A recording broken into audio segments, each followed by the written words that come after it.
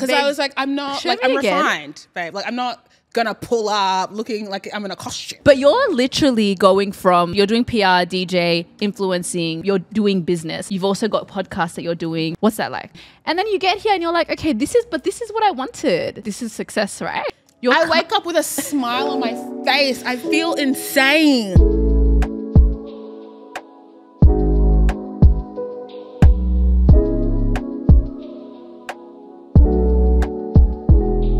What's up, guys? Welcome to another episode of the Bittersweet Podcast. It's your girl, Wintana, and I am just so excited for this episode, guys, because if you know me, this is someone that I have really been watching from afar, admiring their work, love what they do. I know the black girlies in Melbourne are here for you. They ride for you because it's just, yeah, you've done so much in your career. And so I'm so excited, guys, to bring you Miss Flex Mami, a best-selling author, TV presenter, podcaster, DJ, media influencer, social commentator, founder and CEO, Big Boss. What's up? Thank you for taking your time with it. People like to rush through it. I'm like, let's not rush through it. No. I said, let's just go through the CV so we all know what's happening here. Okay? I missed out model, actually. Model. Pop back in. It's all there. Pop back in.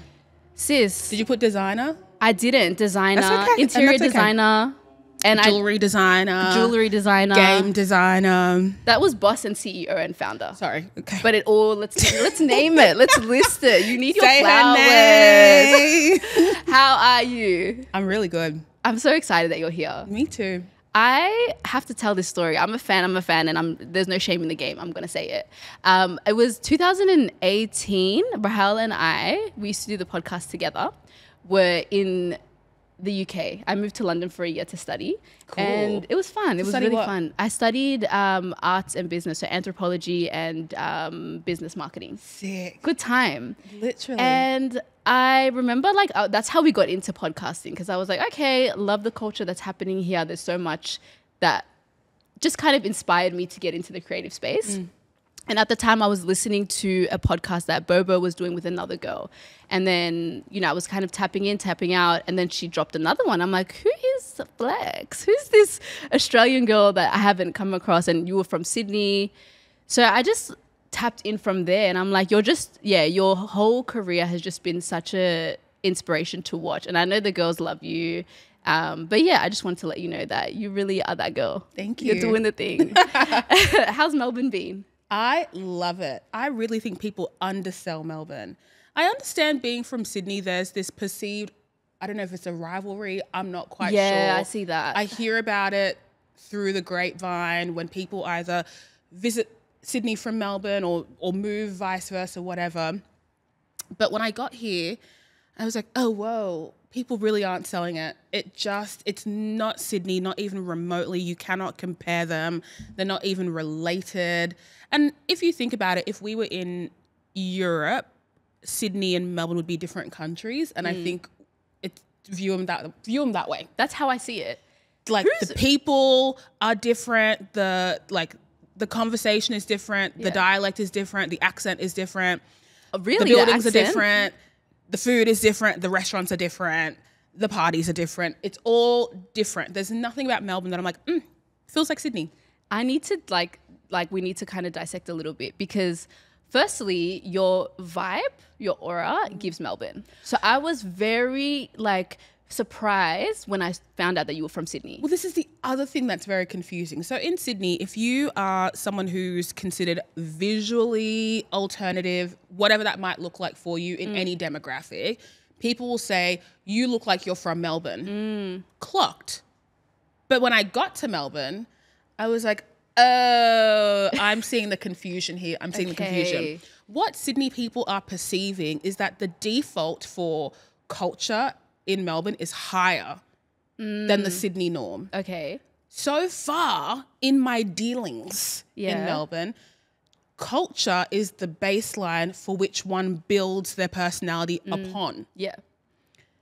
In Sydney, it feels like people role play in culture, or they're tourists in other people's culture. I go here and I eat the food and then I leave and I go back to where I'm from. Yeah, yeah. I love that culture from over there. Yeah. Whereas here, it's like it's integrated. someone's like, oh, I'm going to go to a queer Iranian film festival. Oh, I'm not from Iran. I like film. Okay, yeah. It's like the thing about Melbourne is it's also like there's pockets of different things. So if you're in like the north side, you already know what the vibe is. West side, you kind of already know what's going on. There's all these in Sydney. I've been to Sydney twice, and I struggle.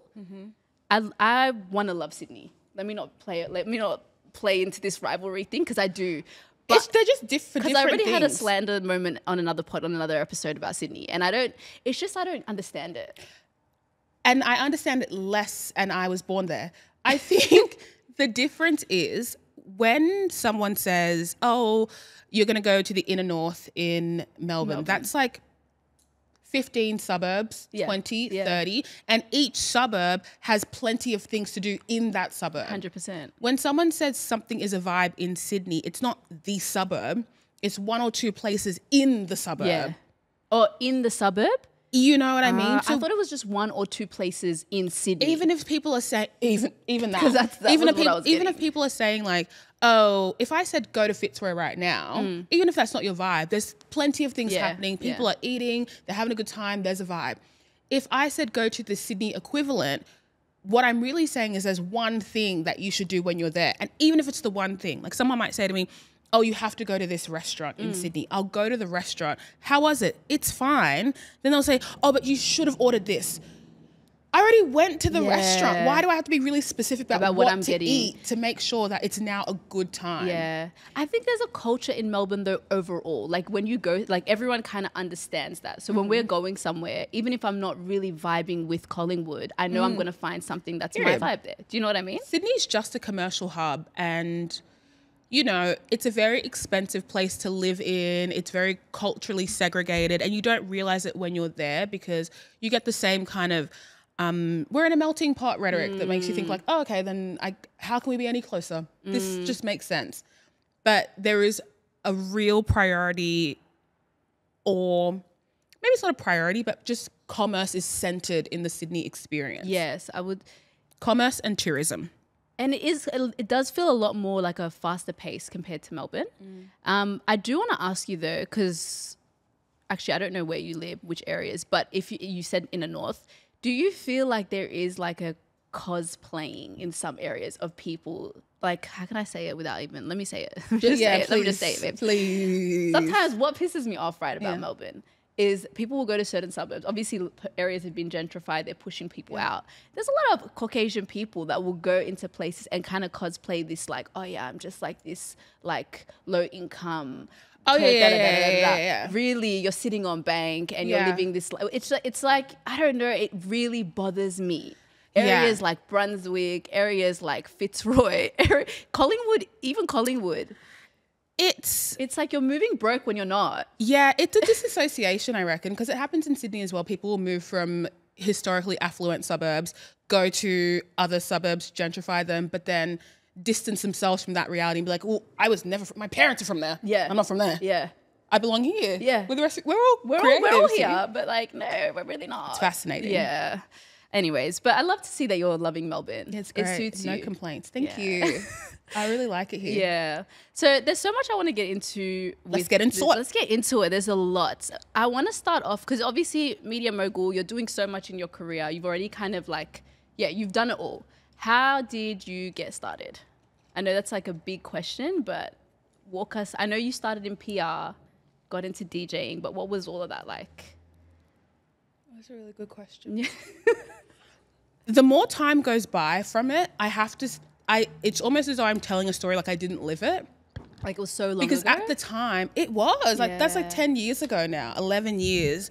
At the time, I don't really think I was in the driver's seat.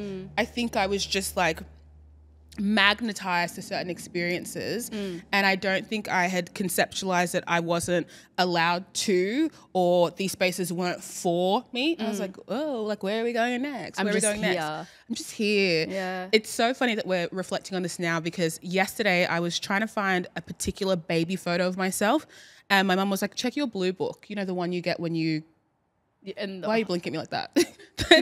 When you blue book? I swear, at the hospital? Yeah, at the hospital. Oh, maybe I I don't was do that. Yellow. Oh, yeah. New South Wales, you get a blue book. It's like, this is how tall you are, this is how much you weigh, whatever. And then in that same container, I have all this hoarder stuff, like my school photos from every year, like primary school to high school, report cards. I said, let me go in. What's happening here? That's so fun. I love doing that. And for context, when, I don't know what you have here, your last year 12 assessment, whatever, we had the ATAR. And when I got my ATAR, I got like a 53. I was surprised because I was in class, I was putting up my hand, I was a teacher's pet, like I wasn't surprised in a bad way. You were surprised. Okay, because I was like, am I not doing academia? Like, I talk to the teachers, I answer questions. And does anybody have an idea? Me. So why am I looking at my year 12 report card and I was absent 55% of the time? God. I said, was I naughty? Were you actually absent though? Like, are you just not aware of the I'm fact consulting my friends. I'm like, how was I absent 55% of the time? They're like, what were we doing? I was like, what were we doing? Because in my head, I was like an academic, but do you know what got me? Those free periods. If I had a free period at midday, I was like, I guess, home. What do you have for me here? So with that in mind, this incongruent perception of myself, where I was like, I'm showing up. Yeah. I'm learning. Did I do homework? No. Are any of us doing homework? Oh, you were doing homework? I'm just present and I'm hoping that that's enough. Like that's what you're doing. I go to school. Yeah. I don't take school home. Girl. So what's going on? I don't know. And how are you surprised? I was just having fun with it, you know? You're just vibing. People ask me like, I loved high school. I had a great time. Would I go back? No, but I think I really enjoyed myself. So when I reflect on getting those results and then being like, what are my options? Because what did I think I was going to study? I don't know. People were like, oh, you're very talkative. You could be a lawyer. A lawyer? With what marks? So then and all throughout high school, I was also working. So I think that kind of confused my priorities a bit because when you start making money when you're in high school. Yeah, it's like instant gratification. I'm going to go and get the money. Exactly. You don't have the brain capacity for two responsibilities. I just figured out like the value of $1. I can't go back to algebra. It's like, but how was your mum with that? Were you being like, you know what, actually, I don't think this is not a priority for me. I don't think I was lucid enough to know that that's how I felt. Okay. I was like, does anybody really love going to school? But everyone's like, you love learning, you love reading. When you said you left school, you finished, you got your ATAR, did you end up were you thinking of going to uni, or was it just like, oh, I didn't get the ATAR, I want to get money, let me just focus on getting a job? I was thinking of it, but nobody in my family had gone to uni. And I guess of all of my siblings, I would have been the one who was most interested in the concept of learning. Yeah. So it was assumed I would go, but I was just like, I'm just going to work. I don't want to go back to a simulated academic environment and do the same thing twice. I'm already bored. So I had a lot of retail jobs at the same time, like a 2IC there, I'm working here and having a good time, and it was fun. And I remember at the time I was watching The Hills, which is a MTV reality show about these girls that worked in PR, and I was like, I'm going to do that. Okay. Thank you. That's a bit of me. Yeah. I can dress up, I can have a chat, I can do whatever. I didn't even know what PR was. Did I Google it? I just Googled PR near me and then realized that I could go to a college and not a uni and just pay the money. So I was like, great. See, I love that you did that because I was like, okay, my ATAR wasn't great either. I remember crying, babes. Name it. Crying. I don't know about that. There's no shame. There is no shame in it. I don't know at this age why I'm so We were playing around. What is high school? Like, it's such a game. I got a 60.9. See, but I'm here now. Look at where we are. But that's what I'm saying. That doesn't mean anything. But I was chilling too much. Yeah. I was just like... Could not be stressed. The thing about me is like I knew I wasn't doing what I could be doing. Yeah. I feel like I wish I was where you were, where I knew. So when I finished, I was like, you did this to yourself. Oh. You did this to yourself. And I thought, okay, let me get into something in uni, which is why I went down the arts path. But it's interesting that you were like, okay, cool, let me go and... PR is my thing. I'm going to go find... Yeah. Or I was also convinced that I would just work. I was like, I don't see any shame in just working. More people work than don't work. Yeah. This is however many years ago. I was like, I don't think that's the biggest deal. Yeah. Whatever. Yeah. And so when I decided to work, I had 2 jobs and then I was studying PR. And when I got there, I think it was business management with PR. And I got there and I was like, I don't know if this is it. I don't know, because it's happening again. Like I'm going to class, I'm chit-chatting, I'm making friends, but my eyes are glazing over. I'm so bored and I just don't know if this simulation of the experience, does that get me closer to the hills? I don't think so. Like, I don't know if this gets me there. And you have to imagine, like I was full fit. I put that shit on. I was like handbag, heels, blazer, like 19, ready to study PR. I'm like, where are we? And it just wasn't it. And I was so, again, you have to imagine my scope of perception. I don't think I was lucid enough to be like, okay, that is a reality TV show. It's already not real. We're also in Australia. There's so many levels to this that make this not that. I was just like, I'm chasing a particular feeling and an image of success. This doesn't fit. And the longer I stay here, I feel I'm going to get further away from the vision. So I remember in one of my earlier classes, the teacher was talking about how in the second, what do you even call it? It's not a semester. Is it a semester in uni? Yeah, semester. Second semester. In the second semester, you'll have to do internships. Yeah. But there's no rush. Like we're just letting you know. And I was like, I'm going to do one of this now. Because the sooner I get in the field, I'll know if this is my thing or not. Yeah. So I started doing this internship at this agency in Sydney, and they did like Garmin and the Astro Awards and Cartoon Network. It was varied enough that I felt like I was learning, and it was closer to the Hills experience. And so I just stopped going to school. Oh, wow. I didn't know you had to drop out. So imagine me having Hexstat. Oh, babes. I'm confused. Where did this it's come paid from? off. But at the time I was like, oh, I just stopped going. Everyone's like, oh, how did you do that? And I was like, I just didn't go attend anymore. You didn't think the semester like... Okay. Not me attacking you, among friends? You didn't? No, I didn't. Space. I was like, I didn't want to go anymore. Yeah. And that was enough. Yeah. I'm really good at reorienting, pivoting, and whatever my eye is on is where I'm focusing. Yeah. So at the time I was like, oh, I don't want to be here, so I'm not going to be here. Move on. And I made the decision myself to go, so there was no one to consult about not going. Wasn't like I was checking back with my mom and being like, hey, sorry, like I made a mistake. You see, I feel like this is like a key thing. Like your, because I'm going to relate it to like African parents, African mothers, I think I grew up in a different kind of African household. I love that for you because I think that I've even heard you say like the level of validation you get from your mom, like all of this and you being able to make your own decisions based on how you're feeling is like huge. I think a lot of us, I can speak for myself and like close people around me, it's very much like, oh my God, what are they going to say? Even for myself, it's like, okay, how am I going to... I remember being like, this course, I hate it. I crawled through uni. I remember being like, okay, I'm going to defer.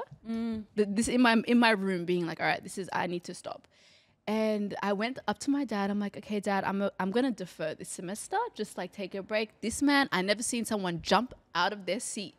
What? Defer. I was like, ha, just kidding. Just kidding. Goofy girl. So goofy. Yeah. What did I do? I walked back into my room, sat there, just took it in and went back to work. Like, I think being able to kind of make those decisions early on is like such a powerful thing. I think the difference also, if we paint the picture, single parent household, and I'm the youngest of two older brothers, there's 5 years in between all of us. So I just think that I feel like a lot of younger siblings are like me anyway. Like maybe if I was a middle child or an older child, I'd be like more sensitive or more cautious. But I did come from like a what would people think type family. You know, like when I was 12 and I was like, I don't want to go to church anymore. And my family was like, do you not believe in God? I'm like, no, I think I believe, but I don't want to go anymore. This gives me... Okay. And I was like, okay, cool. 100% younger sibling. I have my youngest sister who, Lillian is her name too. Yeah, Lillian. But I'm telling you, you're very much the same energy. L, like L-I-double-L? L-L, yeah. I-A-N. Is it I-A-N, you too? There you go. I wish she was here. Oh, she'd be so gassed. She'd be so happy right now. But yeah, she very much is like that. Like the spirit of Lillian's. It just makes sense to me. Like why, how, no. Yeah. And because I know the power of my own enthusiasm. I really do. Like if you put me in a space and I'm enthusiastic, I can do whatever. I cannot be begrudging. I cannot be like obligation, overcompensation, duty for no reason. It doesn't resonate.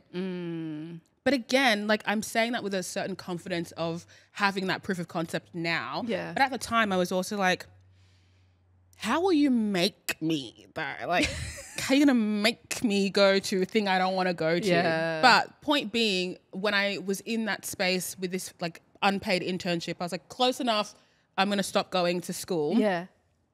And then just doing that, it really put into perspective how, like, obviously naive I was just about what the concept of work would be, because I also didn't come from a family of people who had these like, what do you call them, white collar jobs or whatever. Like, who works in an office in my family? We've got cleaners, security guards, like, I don't know. Yeah. So I'm here and I'm like, wow, this is office.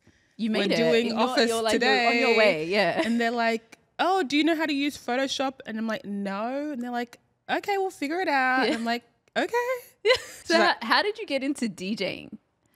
Oh, well, at my second big girl job, which was still PR, but more focused on social media and digital marketing, and same vibe, that was closer to the hills. I'll give it that. Okay. There was like heaps of young girls, you know, dressed up, wearing makeup, heels. Everyone had their little beauty clients here, luxury jewelry clients here. It was in the city. Yeah. It was giving a little bit more. Could work with giving it, you know? city girls, giving Kent the next Street, step up. You know? So it's, after a couple months in that, I was like, oh, that same feeling has come back, being so far out of my depth, but also not feeling like it was worth the discomfort. And again, I was like, I don't want to work that badly. This was not a big vision I had for myself when I was younger. Like, when I grow up, I want to work in PR. Yeah. It was like a quick, whimsical decision. And now like life is getting really real. And so I'm like, I don't even know if I want to be here, but maybe I think I had convinced myself that what I was lacking was perspective perhaps. And if I had other priorities in my life or other interests, then work wouldn't feel so cumbersome. So at the time I was working that office job, also working in shoe retail. So I was like, maybe it's just too much in here. And I think I would have been like 19, turning 20 at the time. And because I was the youngest of my friends to turn 18, they had like started adult life sooner than I had. So they were going out, they were drinking. I didn't drink. So I was like, I don't really know where I fit into all of this. And I didn't get it. I was like, I didn't think I was doing a broad enough version of adulthood. I was like, this is too specific and I don't want this that badly. So I remember I was like, I'm going to start going out. Doesn't matter if I don't drink. I'm just going to find cool events I like to go to and I'll bring my friends. It'll be fun.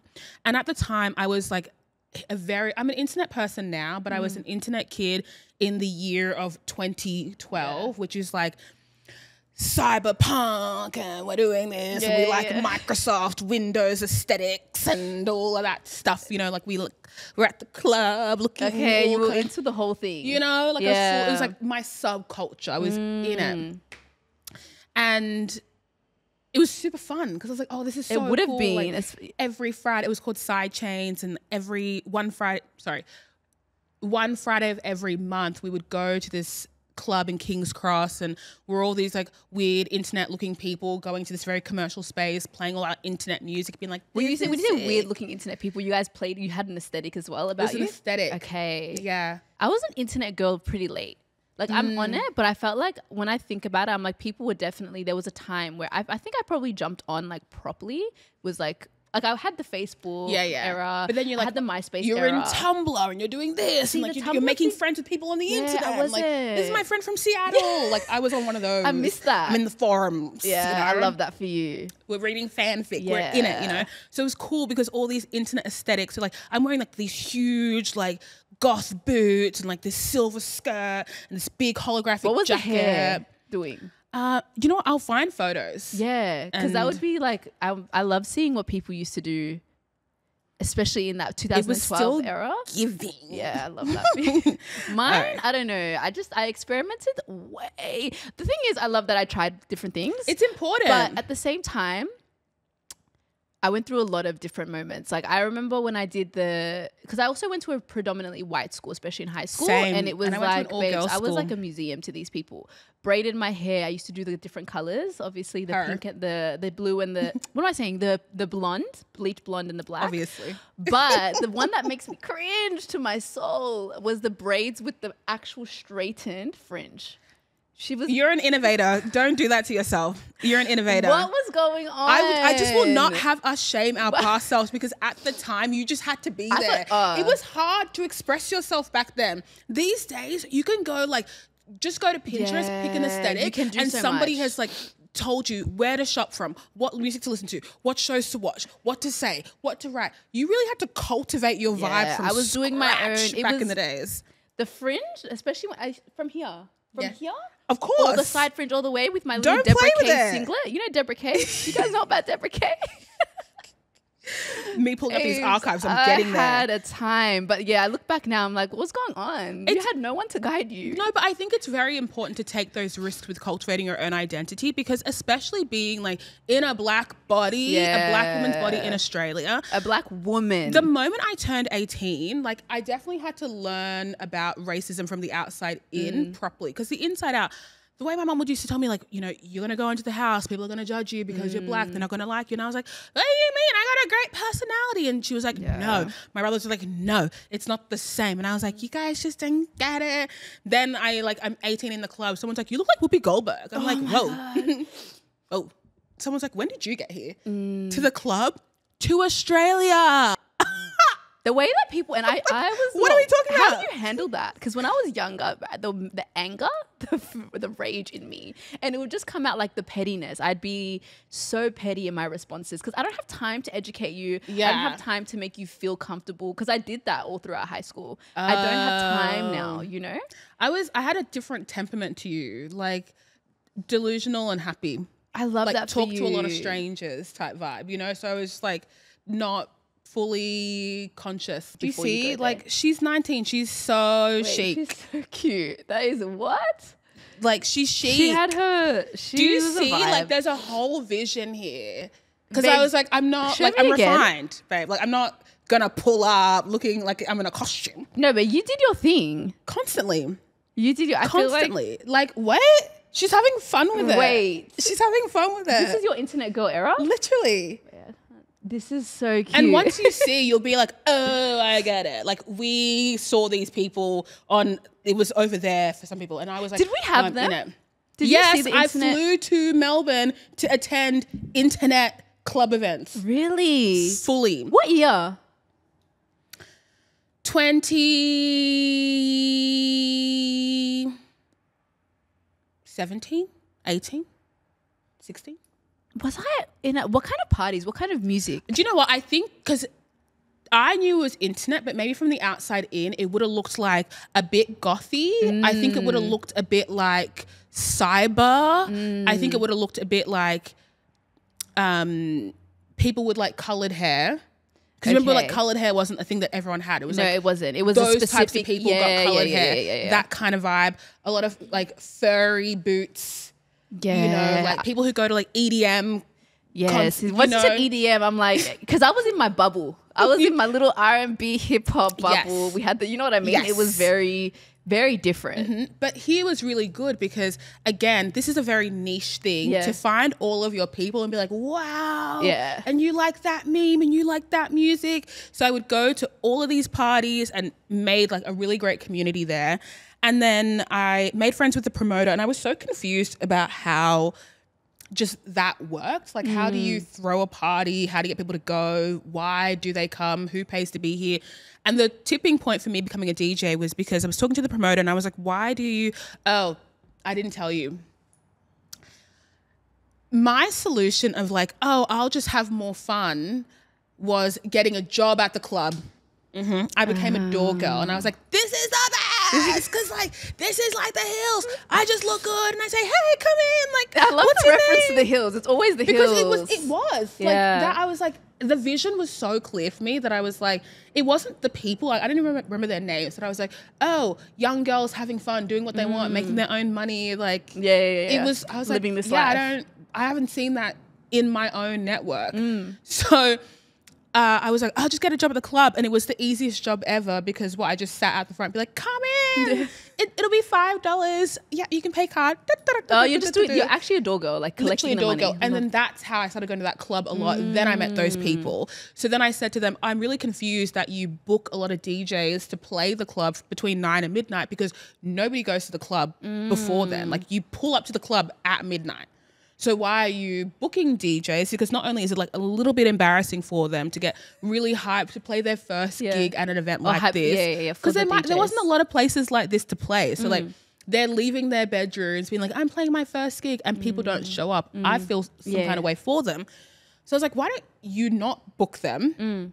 Save that money until you can bring like a really good headliner or someone who can pull a better crowd. Then you can ticket the event. And they were like, whoa, like, what are these ideas? These ideas are crazy. And I was like, well, I do work in PR. So I'm a PR girl. Naturally. But it was the first time that I was like, whoa, I work in PR. Like it was that moment that gave me the where you can actually use your advice. Yeah, like I'm the plug. Let me help. And so they were like, no, we don't want a DJ at the beginning though. And I was like, well, you have to like market it better. Like I was like, you need to do something cool. Like Drake just dropped a new album, do a listening party. He dropped it tonight. Like do something like that. We can all pull up. There's no pressure. We can sit around and it's not boring because the club hasn't started yet. Like, you know, that's fun. It's like something that people can look forward to do. Okay, like this is good. They're like, but we still need DJs. And I was like, I don't know what you're going to do. Maybe you guys should do it. They're like, why don't you do it? And I was like, they said to you to do it. And I was like, I don't know how to DJ. They're like, it's really not that hard. And I was like, okay. So again, with this delusional mindset, because I was employed by the club, not by these people. Like I have a contract with the club and I'm just like, okay, I'm going to DJ the same time slot. I meant to be downstairs letting people into the club. So I went to the bar manager and I was like, here's the thing. I know my job is to be downstairs between 9 and 12, letting people in, but we don't even charge people until 12. So like, do we really need me down there anyway? She's thinking. I feel like we don't need me down there. I feel like I could be up here DJ. And they were like, cool. And they were chill? I mean, I guess because they were kind of like, yeah, I mean, you're bringing people here. Your friends these parties are popping off. People are coming. So I guess like anyone can do that downstairs while you're up here. Because if you say you're DJing, maybe your friends will come. And then they'll come early and they'll buy drinks or make more money. And I was like, cool. How old are you at this point? 19. Yeah, girl. You're actually just moving in a way that's like, I feel like you might have not known it, but it's like you're doing all these little things that are kind of like leading you to where, Exactly. So then, you know, I do a gig and I'm like, oh, that was cool. But also at the time, they would let me go to the club on weeknights or like after work on a week afternoon to just DJ. And they would be like setting up for the night. I'd be like, this is cool. Then I DJ every other day. I'd learn on YouTube and stuff. And that was fun. And then one gig turns into 2 gigs. Because I was already like going out, but I didn't drink. I was very, again, awake at the club, chatting. I guess they call that networking. I don't know. These chatting. But in your mind, you're just like, I'm here enjoying this vibing. This is so much fun. Wow. And they're like, you DJ, come and DJ at us. And all of a sudden, I'm like in this PR job full time, but then DJing 25 hours a week.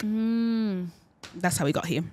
And from there, it was just gig after gig? Is that how it's like? Yeah. Because I think, you know what it is? I think with like, it sounds like you just, there was no strategy in what you were doing, but it was also just like you having a good time. How do you like, because I think, so after you got into DJing, you went into, was that when you were like going into your Instagram era? Because I feel like that was a big time. That was kind of like a moment, well, tell me if I'm wrong, in your career where it's like you became known as a conversationalist, which is what you're known for later. now. That was way later. Really? So how did you go from, okay, I'm a DJ now, to going into that, Flex?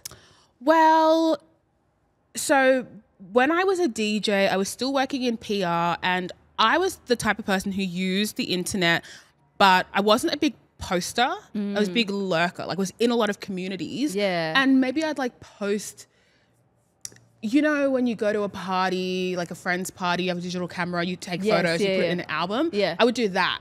And post it or post it? Yeah, just but like post it like a Facebook folder, you know, post it in that way, not individual posts of myself. Yeah. I was like documenting, make the album, post it. I was doing that kind of thing, but I wasn't big on like me narrating my own life on the internet. Okay. But because this second PR job I got was working in like that digital marketing influencer space, public figure space, I was like, oh, interesting, because it was my job to find influencers. And I was like, how do you do that? This is like 10 years ago. They weren't really so easy to find like they are now. Yeah. So you had to be quite strategic and also look at people who might not consider themselves to be influencers, but they are influential. So I'm looking at people who maybe they write for Vice. Okay. You know, and they post photos of themselves. So you're finding There could be those people. something. Okay. And then by the time it got to me, I was like, oh, I think I too am Fit into this. Interesting. So then I remember I started posting, and it was like me at work. I'd take a photo of my outfit and then I post it online to promote like a gig or something. Like a DJ. A DJ gig. And I was like, I guess this is like it? Yeah. Or whatever. I don't know. Strategy. Are you doing? Are you like, let me try and get into this influencer bag Well, no, at this it was point? still at the time. I was like, it was, again. I was like, I'm not even at this point. I'm like, I'm not a DJ. I just DJ. I'm not a DJ. I just DJ. That's the distinction. There's a disconnect there for you. Yeah. And in order for me to fulfill my job, because I knew what it was like to plan events and not have people post about the event. Again, PR brain. I'm like, my PR duty is when I'm booked for these events, I need to post about them. And posting a picture of a poster isn't that interesting. So if I post a picture of myself and put in the caption where I'm playing, maybe that'll get more eyeballs. That's where my head's at. I'm not thinking like with a 2024 brain. So it was posting like that. And then what made me think about, oh, maybe like I should be posting a bit more strategically was when I got hit up by, it was MTV and it was this freelance producer, and she was saying that she was doing a story or a feature, a video feature, so it was a bit different for the time on like It Girls, like what the It Girls are doing. Okay, and I was like, okay, hello. Yeah. So I'm talking to her back and forth. We're trying to organize a time, but I work a full-time job and I also DJ, so I wasn't really helping her out. And then one day she's like, hey, sorry, like I don't have the contract there at MTV anymore, so we can't do this story. And I was like, oh, that's sad. Can I have a contact at MTV? And she was like, yeah, sure. Like, here are the people. Yeah. So I emailed them. I was like, hey, you're going to do a feature on me, but it fell through. I just want to put you in touch, et cetera, et cetera, et cetera. Yeah. And, you know, if you have any openings for jobs and stuff, that'd be cool. Let me know. Yeah. And immediately they were like, yeah, amazing. Like, you're a DJ and we're looking for a news presenter at the moment. Do you have any show reels? And I was like, a news presenter? Yeah, music news presenter. These are different times. Yeah. Do you feel like that's a part of it as well? Like it was the time where it was there probably wasn't as much going on, or do you feel like was it like the way that you were just a go-getter? I think things are always happening, but people are of the mindset that someone's going to come and find you, pick you out of obscurity and see that you're so special and my so thing different, and put you under their wing and make an opportunity. And I was like, I don't think that happens ever. And you do notice there are certain people, whether or not you think they're talented, they're just always around. You're like, damn, I always see that person. Like, they're always at events, they're always in the club, they're always posting, they're always doing this. Exactly. That's why you know them. Yeah. It's not really about like the quality of the work, whatever. It's just the frequency of you in front of the people. Yeah. And you never know who's making decisions either. And that's what always interested me, because I used to think I'm just living in my own world. It's like, no, someone's always watching. It's just a matter of if it's the person who's going to help you out. So then when they're like, yeah, we need someone who can like make videos talking about things from an informed perspective. Like, I want someone who can say like, Justin Bieber just dropped a new album and this is why it's really interesting, because he went from R&B to pop and now back again. Is he cosplaying blackness? Who knows? Let's talk about it. They were like, people don't know music like that. And I was like, they don't? We all know music gossip. They're like, no, people don't really. Like, they're not in it. And I was like, okay. They're like, send your show reel. And I was like, what's a show reel? Yeah. So I just didn't respond. What do you mean you didn't respond? You just were like, I'm not doing this? Or? No, I was just like, oh, yeah, like, let's do a meeting. And like, yeah, like the show reel will come eventually. So me going to my boss being like, hi, I'm hoping to move to part-time. And all bosses hate that because you start moving to part-time Yeah. and then it's 4 days and then it's 3 days and then it's casual Are and they you're quitting. seeing you and what you're doing Well, that's outside the of work thing. as well? I'm like a double agent because people think that I'm like heaps extroverted. I just have social skills. I like to keep to myself. So I come to work in my fun little outfits. I wasn't having lunch with everyone. I wasn't going to after work drinks. I just wasn't part of the culture and they knew something was off. So when I asked to move down to part-time, my boss was like, let's do a performance review. I was like, great. We do a performance review. She's like, I just want to let you know that some of the girls are a bit concerned that you don't want to be friends with them because, you know, like you don't really go to after work drinks. And, you know, one of the girls did happen to show me your Instagram and DJ, you didn't mention that. Is that why you're moving down to part-time? I think we need to have like collectively, I think managers, everyone needs to know work, personal life, separate. We shouldn't. Why are you just looking at what I just work here. This is my job. Fully. So that was one of those like moments where I was like, oh, I actually can't live a double life. Like it's bleeding over and I can't contain it. And then my brother was like, just quit. And I was like, to do what? Be a DJ? Yeah. He was like, why not? Because like, technically you're doing part-time there now. Exactly. And he was like, just quit. And I was like, I don't feel like that's a real job. And he's like, well, if it's not a real job, then go back and get a real job. But like clearly it's not good to manage both. And I was like, okay. Got the MTV job, still DJing. Then I also started doing some like tour DJing, some festival DJing, DJing for rappers, DJing at other clubs in other states. Then I did radio briefly in addition to all of that at this community radio station called FBI. Yeah. I was doing that for a bit. And then I moved into DJing for corporations, which is like a different kind of scene, a different kind of bag. And that's when I realized I think I actually am more suited to the commercial expression of this because everybody around me had aspirations to be like musicians in the music industry, like their dream from childhood. And it was me who was the tourist. I was like, oh, this is not what I'm not here for that. No, I'm just like having again, fun I'm getting I'm too like, deep in it. Like it wasn't meant to turn out like this. I just was trying something out. It was fun. And now I'm here doing taxes. Yeah. Yeah.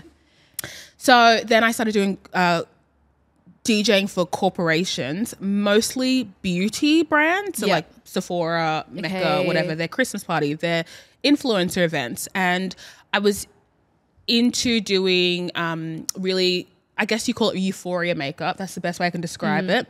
Because I was having to be, it was that mentality of if I need to post on Instagram every day because I'm like DJing somewhere cool, I'm working at MTV, then I'm wearing the same outfit every day. So I need to almost project that I look different. Yeah. So let me get really good at doing like crazy makeup. Yeah. And then I would wear this crazy makeup at these beauty DJ events and they were like, how do you know how to do that? Are you do you do influencing? Okay, so like, now do this is... I? Do influencing? I don't know. Maybe. And they're like, because we can put you on some PR lists, get you some free product. Do you want to do some influencing? And I was like, sure. Yeah. So I get put on these PR lists and I'm making these videos. Because again, I used to watch all these like YouTubers and like their videos and what they would do. And I was like, sick. I know how to do a face.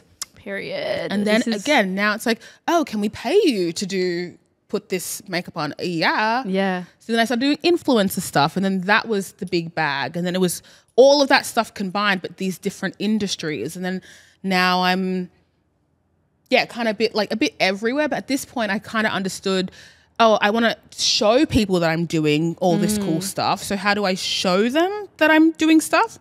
So I would post about it. But still, this is like no Instagram story at this time. It's just pictures of your face or your outfit on the internet and a caption. Okay. At this point, are you like, I kind of know where I want to go? Or is it like all these things of like, I don't want to do this. I'm not trying to be a DJ like that. I'm not trying to be an influencer. Like, is that, where's your mind at?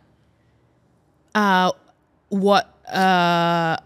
felt invincible. Like, ooh, what else can I do? Okay. Because if they're going to pay me to do this, then what else could I do? It was that. Okay. It was and you're just kind the of game of it all. I'm like, well, wait, I didn't even know people could do that. And now I can do that. Yeah. Well, what else can I do? So when did the era of you becoming the conversationalist come into play? It would have been 2019. Okay. And this was a time. This is the year that we found out about it. This makes sense. Yes, this is 2019. The year that I knew about you. Yeah. And I remember late 2018, around that time, someone had wrote an article about me, a feature, and they had written about how I write my Instagram captions in all capitals, because that's just how I wrote. All capitals, all exclamation marks. Wasn't a big deal. Yeah. I just liked it. But they had written this whole feature about how I wrote in all capitals because I was trying to find a way to communicate the space I'm taking up in a male-dominated industry, la, la, la, la, la. And I was like, oh. Where did that come from? I've got to control the narrative also? What are you all saying about me? Whoa, whoa, whoa, whoa. Like, if this is, like, this person has written this down with their chest. Like, when someone writes a feature about you, that's insane. They're letting people know what you're all about. And I was like, I don't even know where you got that from, first of all. And second of all, it was never that deep, please. And this was peak women in music discourse. So what did you do? So I was like, I need to start controlling the narrative. I have to start telling people about like who I am and what my interests are, because I don't need another article using me as the poster child for something that I didn't consent to. And also like ask me about it. Interview me, talk to me. So that's when I started writing about myself. And also this was the peak of Australian bikini model influencer acai bowl sunset era. And I was like, oh, I cannot compete where I don't compare. I'm acutely aware that I don't have the resources and the tools to measure up in this avenue. So I had to think of another way that I could assert myself and take up space in the way that I felt comfortable. And I was like, I can write maybe I'll just talk to people, like tell them like my interests. I do interesting things, because in my head I'm like, this is not the most interesting thing about me. Like, let me tell you about this movie I just watched, or these thoughts I had about this book, and I read about this author, and then I was in this thing reading about this occultist person who traveled here and they went there, and that's really cool, and blah, blah, blah. And then people were like, this is so crazy. Like, you speak so much. And then that's where you're kind of brought into. Yeah. That's like, it's such an interesting, I actually remember hearing you say something like that, because it is really easy to kind of see what's going on and be like, okay, cool, how can I fit into this and how can I make it?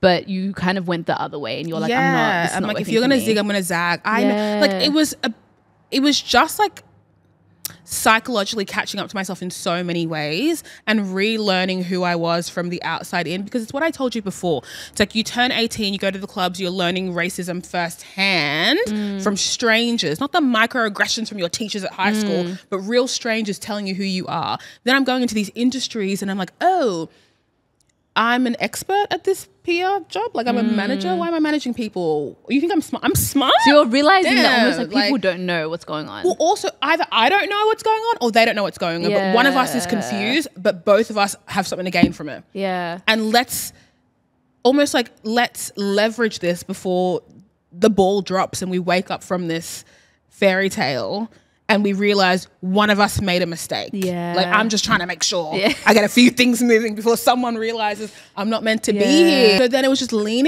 in. If you talk about your interests and people are listening, then keep talking about your interests, I guess.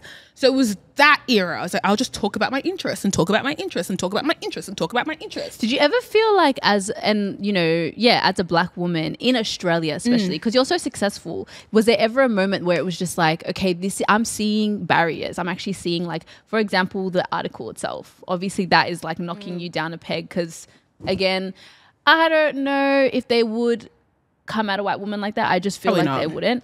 But yeah, do you feel like in your career, I just think it's, especially being in Australia, like it's not easy. How were you like managing all of that, or just at least navigating? I think if I had considered myself to be a creative at the time, then I would have been way more sensitive about it. But I was still navigating it from a business mindset that I was like just enacting my PR skills. I was just working a job. I didn't know that I was being myself for consumption. I didn't know I was commodifying myself probably until late 2019. I was like, oh, that's what they're buying into. I'm the product. So it was okay. It was almost like, let me just see it as a job then. I'm not really internalizing all of this shit. Well, it was just like, I didn't have a reference point. It wasn't like I was working in retail. My manager was mean to me. I know what to do. Yeah. It was like, is this a strange thing for someone to say? Like, or is it flattering? Yeah. I don't know. And, you know, when somebody you don't know sees you on the street and wants to take a photo of you, like, is that inappropriate or is that flattering? I don't know. And when somebody observes you talking about your interest and thinks you're articulate and wants to give you money to talk about your interest there, is that just something you do? I don't know. That was just the mindset. It's like, I haven't been here before. I, again, wasn't a very self-aware person, like emotionally as well, and about like my boundaries. So I just was like, I guess this is fine. So this is stuff you're kind of learning along the way. Of course. Yeah. Because who, like you said, name who else is doing what I'm doing in the way that I'm doing there's it? not, yeah. And then maybe we could talk to them and compare notes. But for me, it was like, I just need to be here until I figure out what I'm actually doing here. And then when I get to that point, then I'll start to iterate and take more control and decide how much I'm allowed to leverage it. I'm taking it in and I'm just like, it would have been such a struggle, but in so many ways, I guess, like, I don't know, I guess you're forming your career. You're kind of just taking it on, taking it in as it goes. But yeah, I mean, that was my question was really like, how was it affecting you? And I guess if you I think in hindsight, me pivoting so often would have been a good indication that something was off. You know, like aside from my interest waning potentially, but for every job I've ever had, there's always been like, I don't like that, I'm going to go. Oh, I don't like that, I'm going to go.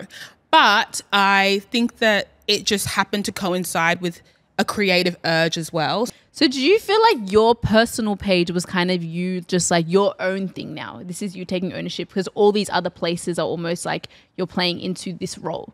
And then in well, I guess it got to the point where I was like, oh, these many different corporations, people, brands are paying me thousands of dollars to go be a version of myself for them. Wow. Let it sink in. And then I had to think, if you can afford to pay me this, what do you make from me?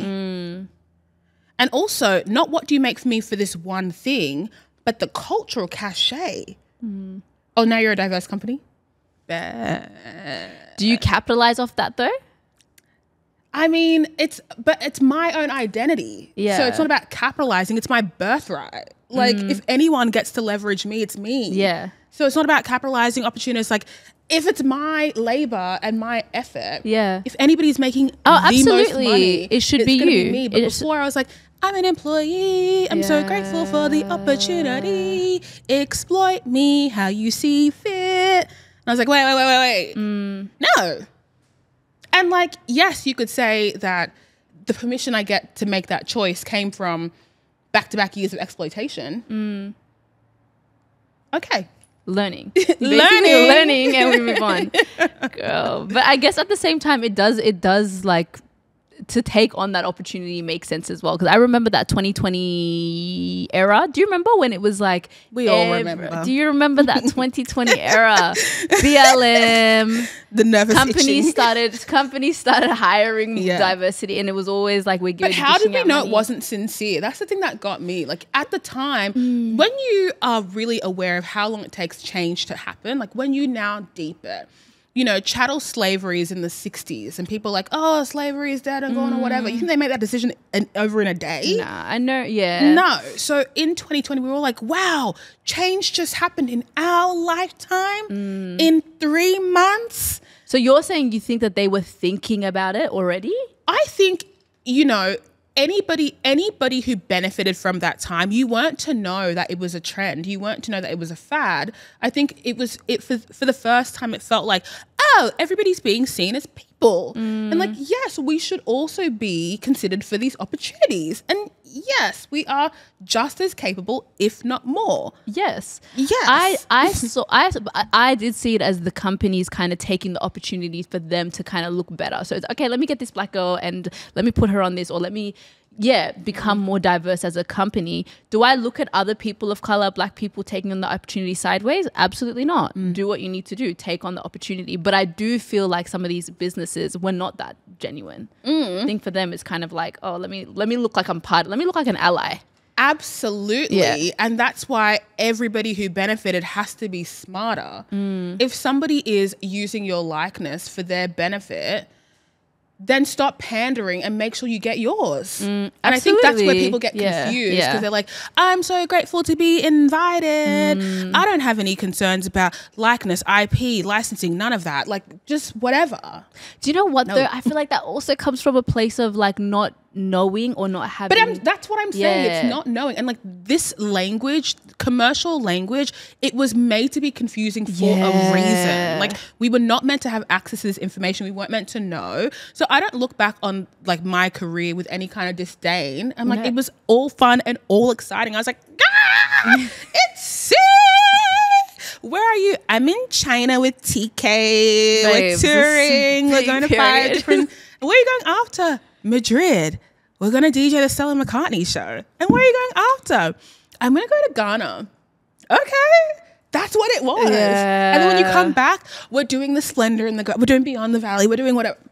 Babes, it was fun. Yeah. What do you mean? That's like a time. And then you grow up. And then it stopped being fun when I recognized I was running businesses. Running businesses in what way? Because I had Flex Mami. I had the conversation cards. I had the podcast. I was like, oh, I'm paying taxes. I'm paying GST. I'm paying super. I'm paying BAS. I have staff. There's legal fees. I was like, oh, this is a far cry from like, guys. No, I don't drink. I can't do a shot. Do you know what I'm saying? So it's starting to become serious now. It's like I'm like, what is really happening here? But all these things that you're doing, sorry, I kind of like went off track because I'm listening to you storytell and I'm like, yes.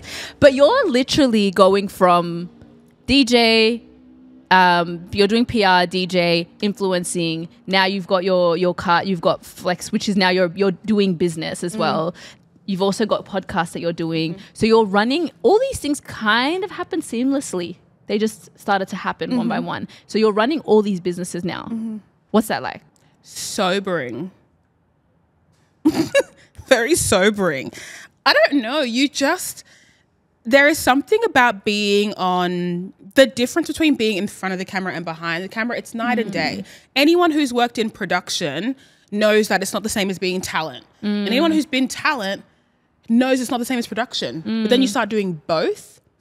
And then you realize, oh, I'm affected. Like me being talent is affected by the production because I'm the one editing the video. Yeah. So now I've got to become more articulate, get to the point quicker, know how to do my hair, do my makeup, light myself, blah, blah, blah, make the contract, send the invoice, do the accounting. It's like, it was almost like I was seeing too much of the picture and the magic was fading away. Yeah. I'm like, it's actually not magical because I actually know that when you're offering me this money, I'm taking off the tax. I'm taking off the super. I'm taking off the BAS. Literally, there was points where like my biggest worry was like, I wonder if like this R&B night would want a little bit of Afro beats in it. I wonder if that would be too much. Do you know this, because this is the reality that we're all kind of living in, like the people that are trying to get into business, trying to make something out of themselves. It brings me to like the question I wanted to talk about your book. So you put out this book called The Success Experiment. The biggest thing that you would talk, well, the main thing that I'm gathering from the book, because I'm reading it, is how you're talking about basically not anyone can be successful if you follow these steps, right? You don't have to be this extraordinary person. You have to be exceptional. Yeah. So all these, I feel like there's like this, because I'm having these conversations with my girls. We're talking about, and these are women that are in business doing different things, and everyone is tired. They're tired because they're really realizing all the things that goes into running it. And it's almost like, okay, I'm taking 10 steps ahead, but I also feel like I'm taking 10 steps back because it's like I'm growing, but I'm also not growing because I've got all these other things that I need to do. So it's like, where do you get to a point where with your career, are you constantly feeling like you're in this level, this state of not success, but it's like you're growing, or are you realizing that there's actually just like, it's just like this never ending cycle? It's infinite. And also the bigger you grow, the more you get reminded that this industry is not made for you. And it's also not made for the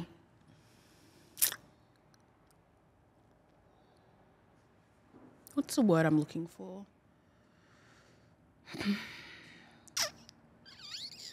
Maybe it's naive of me, but I don't have aspirations to be like David, 65, worked at the company for 30 years. Yeah.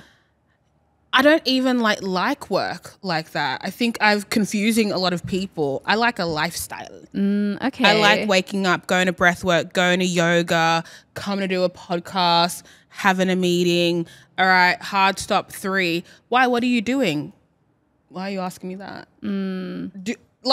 Have I not worked enough? Have I not worked enough? But you're also working so much now. Like, this is not, it's Exactly, not like you're living a life and you're not working. Like, you're still doing all these things. It's different because it's always been about how I feel. And I can't communicate that because I didn't really know how I felt until 3 years ago.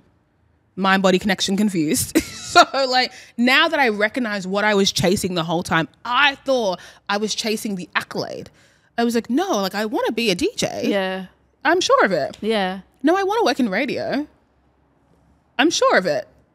No, I really want to write more books. I'm sure of it. It's like, no, I want a lifestyle. I want to be happy, comfortable. I want to learn. I want to feel like I can explore my interests. The only way I knew how to do that, though, was through work. I couldn't conceive another way. Because, again, look around. Who doesn't work? And who gets to opt out of working? No one. So I was like, okay, I'll just pick jobs I like. That works. But now it's like the added, pick a job you like, but also what is the big picture? Yeah. Is it to make money? It's like, no, you want to pick a job you like so you have freedom to learn some stuff. Yeah. Go see some stuff. Make some stuff. But then when the job that you like or you think you like starts to become the burden, it's like, what are you doing wrong? Because if we're all chasing this idea of like, okay, I'm trying to be financially stable so that I can go ahead and do all these things. What is it? If you were trying to be financially stable, you wouldn't be a creative. You're being very unserious. Yeah. Very unserious. And that's the thing. We got to start reasoning with ourselves. Like, what we're asking for is so incongruent. And especially we're asking for things that they're not impossible, but we're also batting way above our range. Yeah. Because if we likened ourselves to everybody else, we would just chill.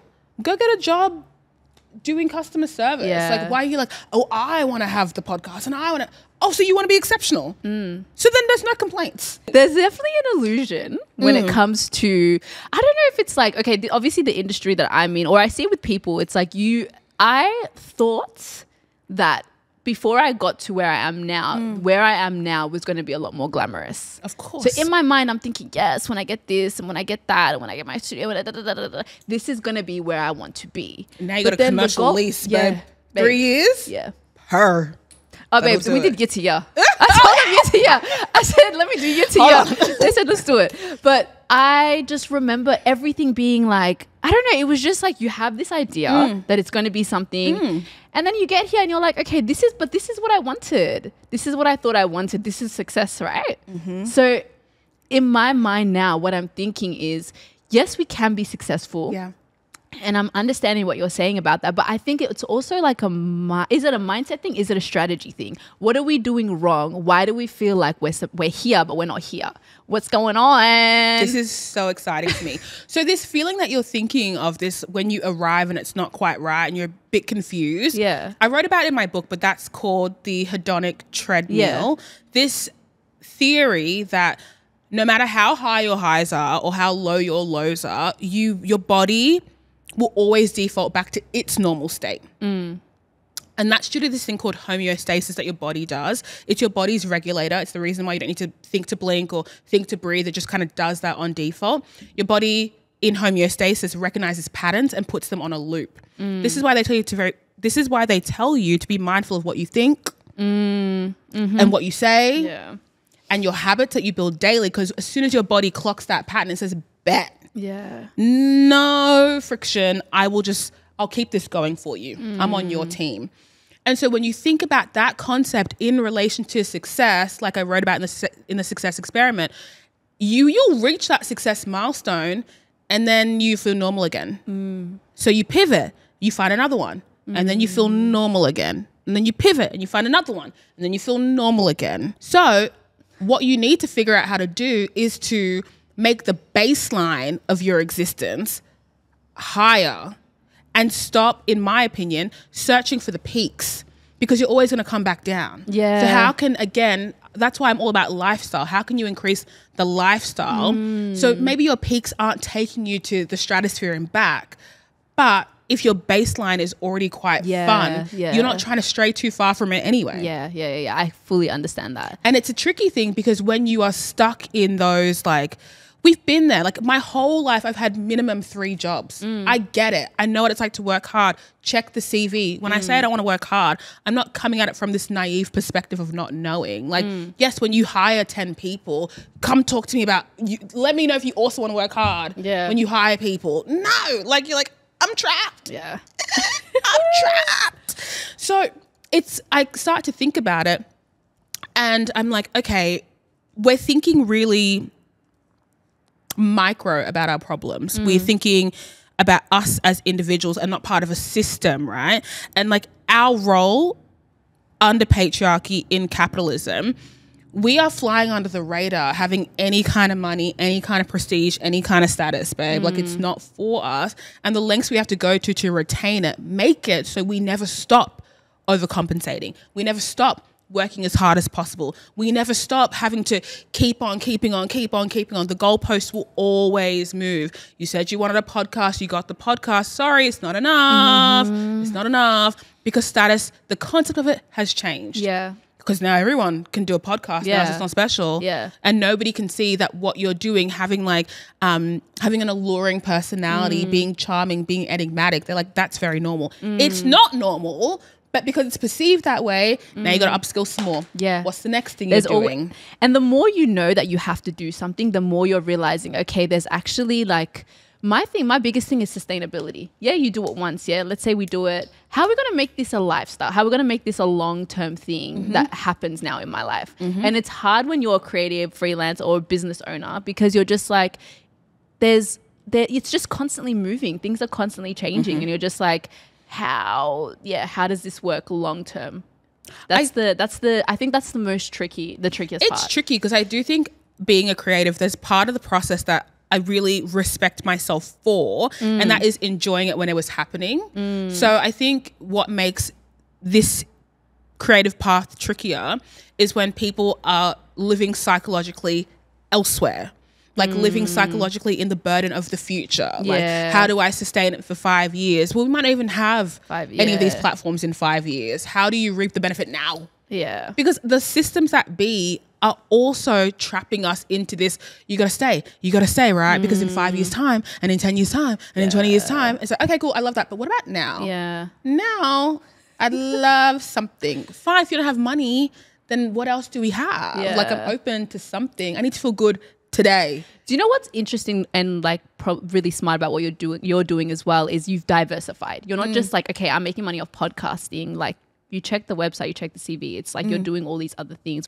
We all need to kind of start applying that. Even now, full-time jobs, a full-time 9 to 5 is not getting you anywhere, babes. If I just had one job, it's not getting you anywhere. How am I going to Ghana for a month? Babes, you go to Ghana every year, right? I have to. Yeah. How am I going to Ghana for a month? Making my outfits, eating my snacks. You're not. What are you doing today? Getting a pedicure with my mum. What about tomorrow? A massage with my mum. The next day, reading. I need the space, freedom to do that.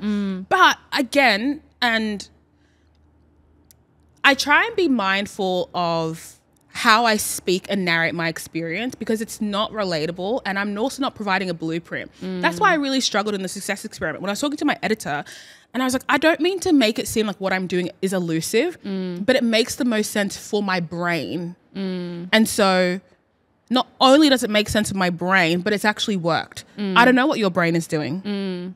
I don't actually know if this is going to work for you because there's like, my strategy makes sense in my head. I'm not fighting against saying one thing, thinking another, doing this and going there. It just is. So I think what people should also be looking for is what actually makes sense for you, your skill level, your intellectual capability, your resilience, your creativity, your means. Because how much can you invest into your success journey? They don't want to talk about that. How many free unpaid internships did I do in my lifetime? 6. And I don't want to sound airy-fairy. I think it's also your mindset, because you could be doing something for years and you're just like, yeah, but I'm doing it and I'm so tired and I'm da-da-da. And there's no like, you're not positive about it. You're not optimistic. You're not like thinking that this is going to work. It's almost like in the back of your mind, you're waiting for yourself to fail. And I think that's a big part of all of it, because it's like, you might end up failing if you're not thinking all of that stuff. And it seems from what you've said just this entire time is like you were having a good time, but in your mind it was like, this is the right step. You know what I mean? And I feel like when I'm having to narrate what that experience was, people think that I was just existing as a creative first, but I think my career is the sum of all the things that I didn't do at work, like everything I did outside of work. So it's my interest in psychology and philosophy and fantasy and, you know, reading stories and getting really clear on like what my interests are and where I want to go and what's motivating me to do these things. All of those felt just as integral as the work itself. Because if I didn't spend all my nights reading books, playing games, and when it came time to talk about my interests, I would have had none. Right? And if I didn't spend my whole high school life being inarticulate and not knowing how to express my thoughts, then I would have been extra paranoid at 18, being like, I need to learn more words. I need to be more secure in expressing myself. And then I wouldn't have gotten here. So like this hyper focus on like the work and the career and the stuff, it's cool. But you have to be a whole person as well. And that whole person bit, and you'll notice it, like you'll meet creatives and you're like, what is that? Like, where's the rest of you? I'm missing something. As in like, you're just giving me what you're putting out. Like who are you outside of the job title? Like, I get you paint and that like you're a painter and that's like cool. Like, what do you eat for breakfast? Like, show me your personality. Yeah, what's the last thing that made you really excited? Because all of these things, people, again, like I think I work hard. I think I'm really good at my job. I think very few can do what I do in the way that I do it. Like, I'm so sorry. I feel it really strongly. But also in the same vein, I'm looking around and I'm thinking about my DJ gigs, the ones that I got in that, you know, that earlier time, and they weren't listening to my mixes. They weren't seeing me DJ. I was taking photos of my life and posting them. And then that was the thing that was getting me bookings. And that actually, like, I can speak to that because even at the start of doing Bittersweet, when there were so many moments where it was just like, okay, let's do our campaign with Shea Moisture. Well, I don't know, we're two black girls, Shea Moisture, it makes sense. Our audience is very black women, like, you know, it will make sense. Let's just hit them up, email them. And that was when I started, because I had no idea about, okay, you know, there was a campaign that ran. How does that go from like this, from you to production? Do you know what I mean? Like I had no understanding of the PR world, of all of that stuff. So when we did small things like that, it's only now that I'm like more in it that I'm like, okay, it feels harder because I have more of, you know what I mean? You know, it's more. So much harder right now. Oh my God. I didn't even know what professional doubt was until 2 years ago. I don't know about this. Because I was just like, whoa, things like, I was getting real wobbly. Yeah. I was like, wait, I don't know, man. I don't feel good. Like, this is a lot. It just hit me. I was like, I don't actually think this is what I signed up for. Yeah. Like, oh my God. I didn't sign up to make sure that you guys can pay your bills. Like, that's not what I signed up for. And every day I'm here doing some shit I hate so you guys can get paid. I need to scale back. Like, that's not what I'm here to do. Or alternatively, I'm like, what is my price? Like, what am I willing to do for money? And also, while I'm making this money, where is my life? Like, what are the things that give my life I'm supposed to be funding my life. Yeah. Like, again, I don't know if you've experienced this, but when you talk to some people and it feels like all of their references for their life experience happened in 2014. Yeah. Oh yeah, 10 years ago, like I lived in Switzerland, it was the best. I'm like, okay, but what about this week? Yeah. Like, you're living in the past, and like the past won't bolster you forever. It will get old quickly. It's so scary because that's like oh my God, I have these conversations and I just think about like, it's one of my irrational fears where I'm just like, okay, I would hate. Sometimes I go to places and I like to people watch and I'm just like, I just feel like a lot of people get to a point. It's like you have these dreams, you have these aspirations, you have this, and then there's a point somewhere where it just kind of stops, and you like move into the suburbs, you subscribe to this life, and you can just see it. You can kind of see where people just kind of disconnect from what they thought they were going to be and just fall into this, which is scary. And I don't blame them, because the world wants you to hate yourself so bad. It wants you to hate yourself. It wants you to doubt yourself, like desperately doubt yourself. It wants you to believe that everything you've done well to this date was a fluke, for sure. It wants you to know that you're on borrowed time. Yeah, borrowed time, yeah. And you really have to challenge the thought. I was even saying a couple of weeks ago that up until recently, maybe like a year, I was fully under the impression that if you just are generally in the areas that you kind of want to be in, then life will take you to where you're trying to go, you know? And then I arrived here, like present day. And I'm like, it's been good, but when am I going to learn stuff? Like, I don't know. Like, when am I going to go see that place? When does that fit in the calendar? Oh, I've got to do that? I've got to put everything down and decide I'm going to do woodworking? I've got to like, oh, the time won't make itself. I need to say I'm committing to that. Yeah. Oh, got it. It only just clicked. Oh, so you're saying if I want to be proficient, I need to start right now? Actually leading my own life and choosing what, and that's a lot in itself too, because it's like, how am I doing that? And now, and then this, and then this, and then that, and then being happy, and then being healthy. Yes. But that's the point. And it's like, we're not special. Everybody is dealing with that issue. And unfortunately, it's not everybody's birthright, right? Like, I really feel like we should all get the best of everything. But look around. That's just not what happens. Yeah. And so it's like, oh, it's not a matter of the Australian dream. When you hit 66, you retire, your superannuation's popping, you go to Monaco, you go to Mallorca, you have a good time. Look at the old people around you. Empty, soulless, like thinking about a life that like once passed. Or even the affluent old people. Why won't Donald Trump stop working? Aren't you like 80? Now you're not even following your own dream that you're pitching. I thought you said this was the point. Like, everybody works hard, then 60 you stop working. Why are you still working? Why is Joe Biden literally like forgetting himself in real time? Stop it. Oh, you Let can't, it go. because that's what happens. You are the sum of the things you do every day. And all they did was work. Or like all they did was like channel their sense of self through the medium of work. Yeah. And like, cool, that's a strategy. I don't want that. I'd rather be like the kooky fucking loose unit person who's like, oh, when I was young, I spent 3 months on the coast of Mexico and it was amazing. That's what's scary though. It's just so scary, because it's like a lot of it does kind of, I don't know. I think we live in a time where it's like your success and like all the things that you do kind of, like, it just all equates to who, like, your value as a person. Fully. Do you know what I mean? Because you have to spend so much time. Yeah, you can't girl, just it's like, have a job. You have to be the job. You have to be the job. You have to do all these things, and you have to do it well so that you can go do the things that you want to do. You don't just go to CrossFit. You are CrossFit. So scary. You don't just knit. Like, these things have to become your identity in order for you to take them seriously. Yeah. It's all too much. It's all a lot. I want to talk about the rebrand. I'm going to say rebrand or new era of Flex, because I feel like I'm seeing, you know, you're doing your breath work, you're doing your yoga, your hair gorgeous, you've cut your hair off. I don't know if all these things are like aligned or they just kind of happen in different times, but also you're starting counseling now.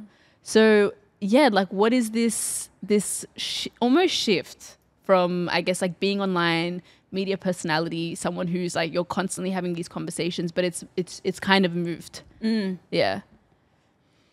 Just psychologically catching up to myself. Okay. Like, I've been in this place since I was 19. Yeah. Like, I'm an adult. Yeah. I'm an adult. Something new. And honestly, it clicked in therapy. I was like, whoa. What clicked? When you commodify your lifestyle is one thing. Yeah. Commodifying your lifestyle isn't going to a job. Because people go to job, clock in, do job, clock out. Yeah. I am my job. Yeah. You're constantly on. And I'm like, jumping between the different hemispheres of my brain, being like, but when do I clock off and when do I clock on? And if I have a new interest and I post about it, is that my brand? Do I have to, okay, well, do I not post about what I'm doing? I'm confused. Like that kind of juggling keeps you stagnant and keeps you static, because every decision you make when you commodify yourself affects your bag, affects your engagement, affects your marketability, affects your this. And now you're like, well, I can't change as a person because I've always been prioritizing the career. Now I'm like, the career works for me. What do I want to do? So you now, this totally makes sense as well. Like you've been doing it for so long, and this shift. Why counseling? Well, I just made a list of all of my interests. I began there because I know that I'm a learner, and that's why I was so confused with why I was taking the piss in high school, because I like learning. I learn every day. I read every day. I'm like on my, everything that I like, I know deeply. I've been doing astrology for 10 years, tarot for 10 years, personality typing for way longer than that, reading about philosophy and Freud in high school. Like I was in it. So I'm like, that's what you like. Like, you know, being a DJ, that's not your passion. Like, these were just all things you were doing these for things fun. just picked up, you know, and it's good. They don't have to be my passions. I don't want them to be. Like, now I can understand, like, you DJ because it's your job, remember? And like, you TV present because it's your job. It's not your vocation. It's not your like creative expression. You just clock into those things. Now that you know that, where is your energy? So I made my list. I'm like, okay, what are my interest points? Okay, I like psychology. I like philosophy. I like esotericism. I like occultism. I like religion. I like architecture. I like interior design. I like actual design. I like all creative themes and vocations, whether it's painting, sculpture. I really like art. Great. There's your baseline. Go pick 4 and that will be your focus. Like when people talk about like, this is my 9 to 5 and this is my 5 to 9, that's your 5 to 9. Go be free. And suddenly I realized, like, when I take out all the energy I was using to overcompensate at work, suddenly I had so much energy for all of these other interests that I had convinced myself that I would only be able to explore in another life. It's too late for me. This is what I do now. Like, this is what I have enough time for. I am an employer. I am a boss. This is what I do. Boring. No. And the more that I do, I'm like, whoa. It's not that I didn't have time, didn't have energy. It's that I didn't have priorities. Yeah. Sad. So now, and that's you getting into, you doing jewelry making. Yeah. It's all just you do, like you're tapping into your interests? Yeah. I'm literally like personally upskilling. Soft skills, hard skills, whatever it is. I'm like, oh, this is actually who I am. Because my worry was like, outside of even commodifying myself, let's just say outside of having a job, like if every day I blacked out and never remembered work, I would be losing whole days because all I was doing was working in some way. Yeah. Right. But now if I blacked out during work, what did I do? Before here, I've done breath work, had a chat with the girls, had a little brainstorm. I did a little dance, a little somatic movement. I read an article on the internet. I drove here. I took my time. I listened to music in the car. Now I'm here. Yeah. Maybe I black out. Yeah. But when I'm done, like, got all these other things that make my day so full. I'm going to study for a little bit. I'm going to do a few emails. I'll black out. All good. Because then at 6 o'clock I have yoga. Amazing. So you're just looking forward to all these things now, like, outside of work. So many things. I feel like, you know what I'm doing? Yeah. It's enrichment. No, I really get that. I feel like we need, the thing is, it's like you always feel like, for me, every time it's for some reason, I think this is where I have it twisted, is doing the things that I want to do outside of, one, it's exploring it. Which is always in itself a job, because it's like, okay, what am I doing? You know what I mean? You got to give it some time, let it land. And then it's like, it feels like I never have the time to do those things. Yeah. Because work always feels like it takes precedent. But then you have to start thinking to yourself, and maybe you're not at this stage, because why would you rush? It took me 10 years, I don't even know if you were around for the times I used to post 100 stories, 100 Instagram stories every day, 100 Instagrams every day. And that wasn't my whole job. That wasn't, I don't get paid to post Instagram stories. That wasn't even the job. Yeah. Post 100 Instagram stories, make a new conversation card game, do the photo shoot, do the promo, like pack the orders, send out those orders at the same time. I'm studying a script because I got a new this coming out and I got an audition. What? It's so intense. It's so intense. But also, it taught me all of this stuff. Like all I'm really doing is using the mindset I use at work for my own life. Yeah. So if I know you have this thing due for work, and so this is how you break down your time, I do that. It's like, if you know every week without fail, you want to learn new things. So you, like right now I'm studying astrology and counseling, and then I do tarot. It's like, okay, if you need to make time for that plus yoga, plus breath work, plus hanging out with your friends, plus time to just be on the couch. Oh, okay, well, you gotta start planning. Like it's not just gonna happen randomly. You gotta book in those classes. Yeah. You know, you wanna see people, they've got shit to do as well. Like, but even that, like the scheduling for me, fully. Sis, You think I want to text people back these days? My head is empty. Sometimes I'm like, I just want them to like, I can't even be bothered. I know. I'm tired. I'm so tired. But that's the point. Yeah. And you don't have the capacity. Yeah. That's the point. Yeah. And so for me, I was like, oh, I'm making capacity. No, that is, I listened to something recently and it was like about time is, what was it? You know that guy that goes on, what's the take on your thing? Have you seen those videos? What's your take? Oh, what's your take? The Subway guy? Subway guy. And someone was like, I think it's bullshit. Being busy or being super busy is bullshit. Like you always have to make time. And my mum says it to me all the time. If you want to go, you have to make the time. It's not going to just come to you. And it's true because I'll see it in moments where I'm like, mum is like, she's had so many features. The way that I always talk about I'm like, and then my mum said, and then my mum said, shut up. We love mum. Literally. But she'll be like, sweetie, you gotta make the time. And I'm like, yeah, true. And then I make the time and I'm like, true.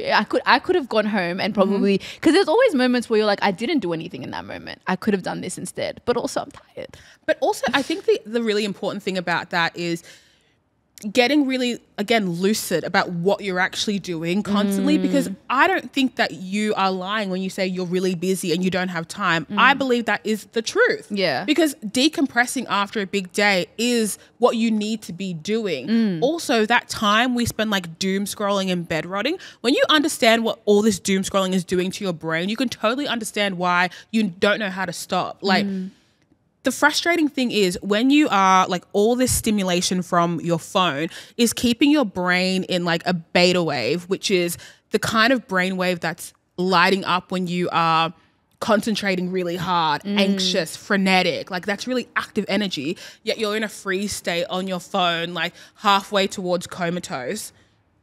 Your brain is like, I literally never get a break. I never get a break. I never get a break. And so, yeah, your brain actually can't do anything more, because in the time where it could have been rejuvenating, it's like, oh, there it is.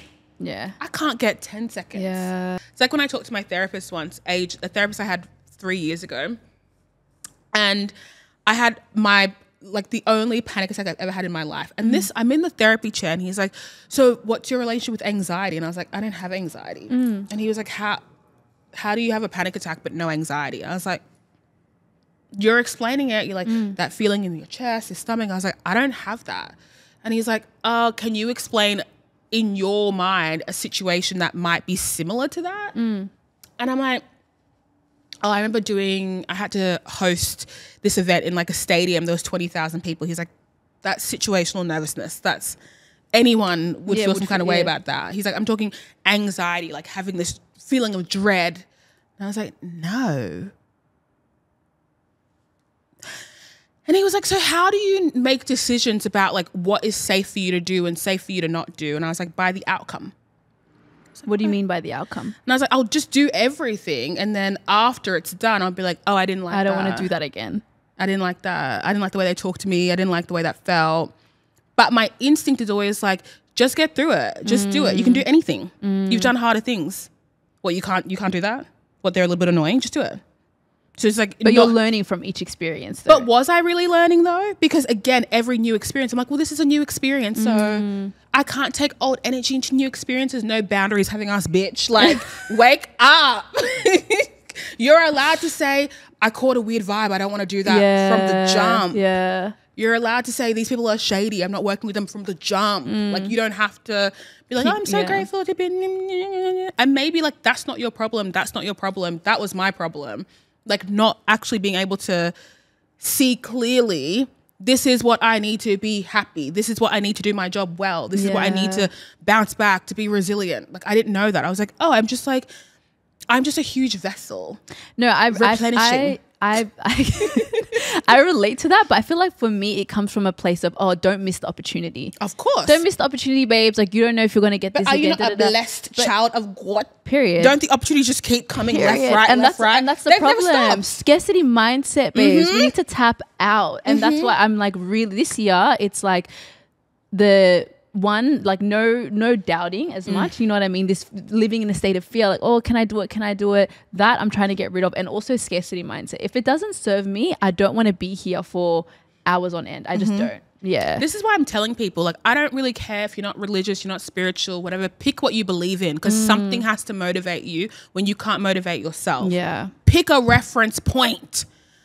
Something, anything, because everyone's like, oh, like, I'm just hoping for inspiration to come. It's never coming. Yeah. I'm just hoping for motivation to come. It's never coming. What you need is a mindset, a belief system, and dedication. You cannot do anything without those three. You can try, you can start.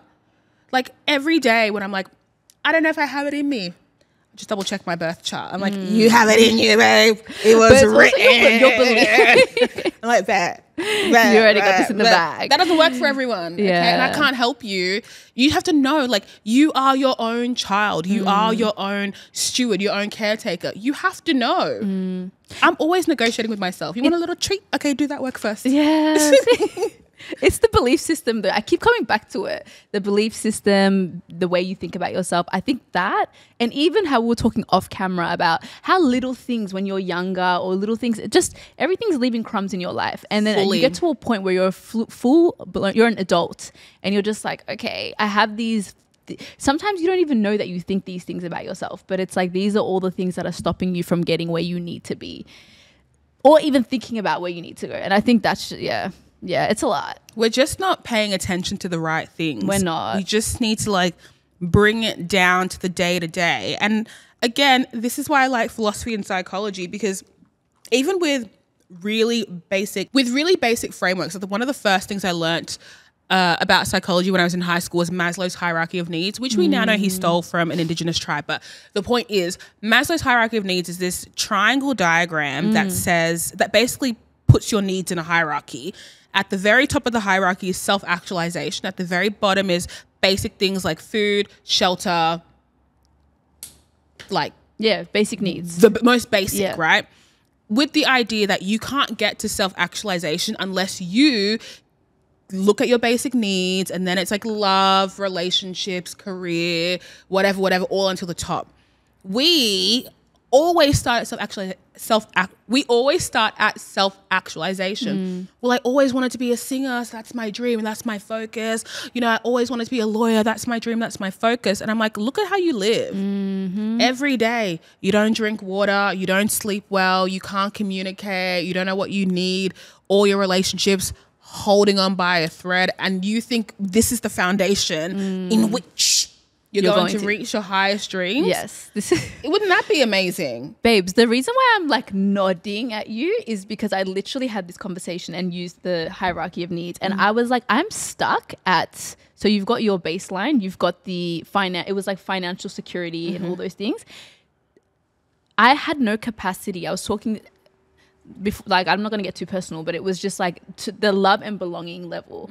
I had no capacity to be there. I literally physically couldn't, because my mind was so stuck at this second level, and it was like I wasn't realizing that at all. I'm just like trying to be here, and like physically I couldn't. And literally like hitting a ceiling and being like I guess it's the top. Yeah. And I can't give you, like, this doesn't feel right. Something's weird. So I'm like, let's reverse it all the way back and try to figure out where is the disconnect here, or like what you're trying. And that in itself is a whole process, like trying to understand. I think it happens like transition times as well in your life, where you're just like, for me now, I just turned 28. I'm like that race to 30. And I'm like, okay, there's certain things about myself where I'm like, I feel a disconnect. I feel like I have been doing certain things for 5 years now. I've been here. What's my goals? What do I want to achieve? What if this is it also? And am I okay with that? And that is a big, like, I don't know. It's just like, it kind of shakes you a little bit. It makes you realize where you're shook me up. Yeah, I was like, wow, okay. You know, the best way I can describe it is I feel like I'm taking myself seriously. And maybe I know like one of the things that I need to work through is immaturity. But I think that I don't mean it in the way that I'm like telling toilet jokes or whatever. Like that's not what I mean by immaturity. But the things that everybody has to do as an adult, you're not exempt. Like, yes, you got to prioritize the mindset, the health, the fitness. You're not exempt. You got to learn how to, whatever it is, learn how to clean your house properly, get a hobby, call your friends, call your mom. Like, I don't know why you think that you don't have to do this shit and you'll be fine. And it's those thoughts where you're like, whoa, maybe in some circles, like someone else can pick up the weight, but it's literally your life. Yeah. Nobody's coming to save you. Nobody's coming to grade you. Nobody's coming to give you feedback. Like, just do it the way you want to.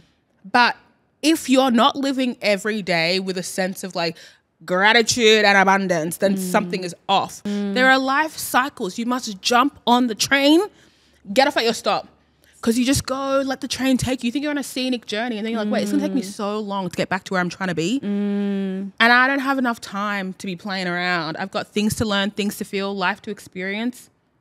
And I still want to enjoy myself. And I can't, like, I'm so sick of getting burnt out and being like, well, no, how did I get here? So you now, like, this totally makes sense as well. Like you've been doing it for so long, and this shift. Why counseling? Well, I just made a list of all of my interests. I began there because I know that I'm a learner, and that's why I was so confused with why I was taking the piss in high school, because I like learning. I learn every day. I read every day. I'm like on my everything that I like, I know deeply. I've been doing astrology for 10 years, tarot for 10 years, personality typing for way longer than that, reading about philosophy and Freud in high school. Like, I was in it. Yeah. So I'm like, that's what you like. Like, you know, being a DJ, that's not your passion. Like, these were just all things that you were doing these for fun. things just picked up, you know, and it's good. They don't have to be my passions. I don't want them to be. Like, now I can understand, like, you DJ because it's your job, remember? And like, you TV present because it's your job. It's not your vocation. It's not your like creative expression. You just clock into those things. Now that you know that, where is your energy? So I made my list. I'm like, okay, what are my interest points? Okay, I like psychology. I like philosophy. I like esotericism. I like occultism. I like religion. I like architecture. I like interior design. I like actual design. I like all creative themes and vocations, whether it's painting, sculpture. I really like art. Great. There's your baseline. Go pick 4, and that will be your focus. Like, when people talk about like, this is my 9 to 5 and this is my 5 to 9, that's your 5 to 9. Go be free. And suddenly I realized, like, when I take out all the energy I was using to overcompensate at work, suddenly I had so much energy for all of these other interests that I had convinced myself that I would only be able to explore in another life. It's too late for me. This is what I do now. Like, this is what I have enough time for. I am an employer. I am a boss. This is what I do. Boring. No.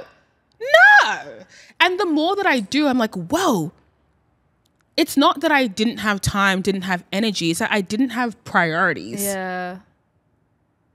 Sad. So now, and that's you getting into, you doing jewelry making. Yeah. It's all just you do, like, you're tapping into your interest? Yeah, I'm literally like personally upskilling. Soft skills, hard skills, whatever it is. I'm like, oh, this is actually who I am.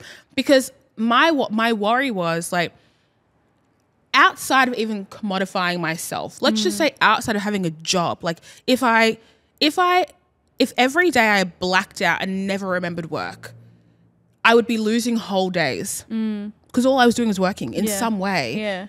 Right. But now if I blacked out during work, oh, well, what I do? Before here, I've done breath work, had a chat with the girls, had a little brainstorm. I did a little dance, a little somatic movement. I read an article on the internet. I drove here. I took my time. I listened to music in the car. Now I'm here. Yeah. Maybe I black out. Yeah. But when I'm done, like, got all these other things that make my day so full. I'm going to study for a little bit. I'm going to do a few emails. I'll black out. All good. Because then at 6 o'clock I have yoga. Amazing. So you're just looking forward to all these things now, like, outside of work. So many things. I feel like, you know what I'm doing? Yeah. It's enrichment. No, I really get that. I feel like we need, the thing is, it's like you always feel like, for me, every time it's for some reason, I think this is where I have it twisted, is doing the things that I want to do outside of, one, it's exploring it. Which is always in itself a job, because it's like, okay, what am I doing? You know what I mean? You got to give it some time, let it land. And then it's like, it feels like I never have the time to do those things. Yeah. Because work always feels like it takes precedent. Yeah. But then you have to start thinking to yourself, and maybe you're not at this stage, because why would you rush? It took me 10 years. I don't even know if you were around for the times I used to post 100 stories, 100 Instagram stories every day, 100 Instagrams every day. And that wasn't my whole job. That wasn't, I don't get paid to post Instagram stories. That wasn't even the job. Yeah. Post 100 Instagram stories, make a new conversation card game, do the photo shoot, do the promo, like pack the orders, send out those orders. At the same time, I'm studying a script because I got a new this coming out and I got an audition. What?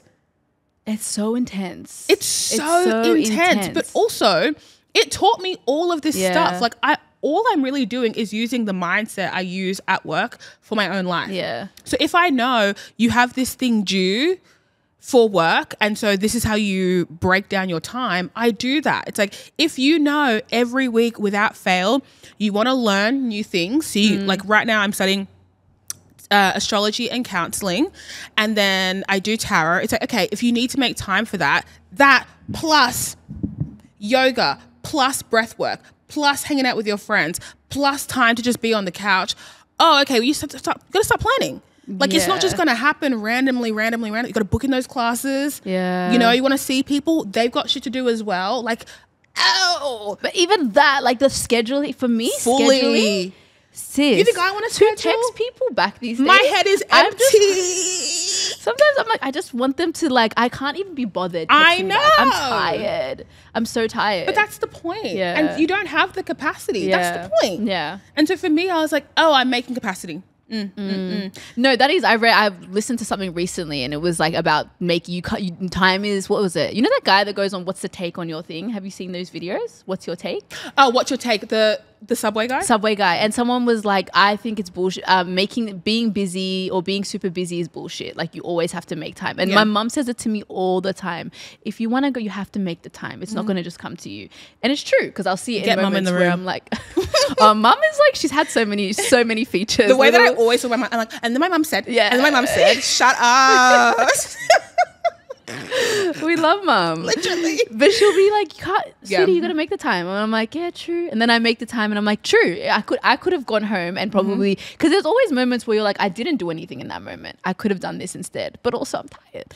But also, I think the really important thing about that is getting really, again, lucid about what you're actually doing constantly, because I don't think that you are lying when you say you're really busy and you don't have time. I believe that is the truth. Yeah. Because decompressing after a big day is what you need to be doing. Also, that time we spend like doom scrolling and bed rotting, when you understand what all this doom scrolling is doing to your brain, you can totally understand why you don't know how to stop. Like, the frustrating thing is when you are like, all this stimulation from your phone is keeping your brain in like a beta wave, which is the kind of brain wave that's lighting up when you are concentrating really hard, anxious, frenetic. Like, that's really active energy, yet you're in a freeze state on your phone, like halfway towards comatose.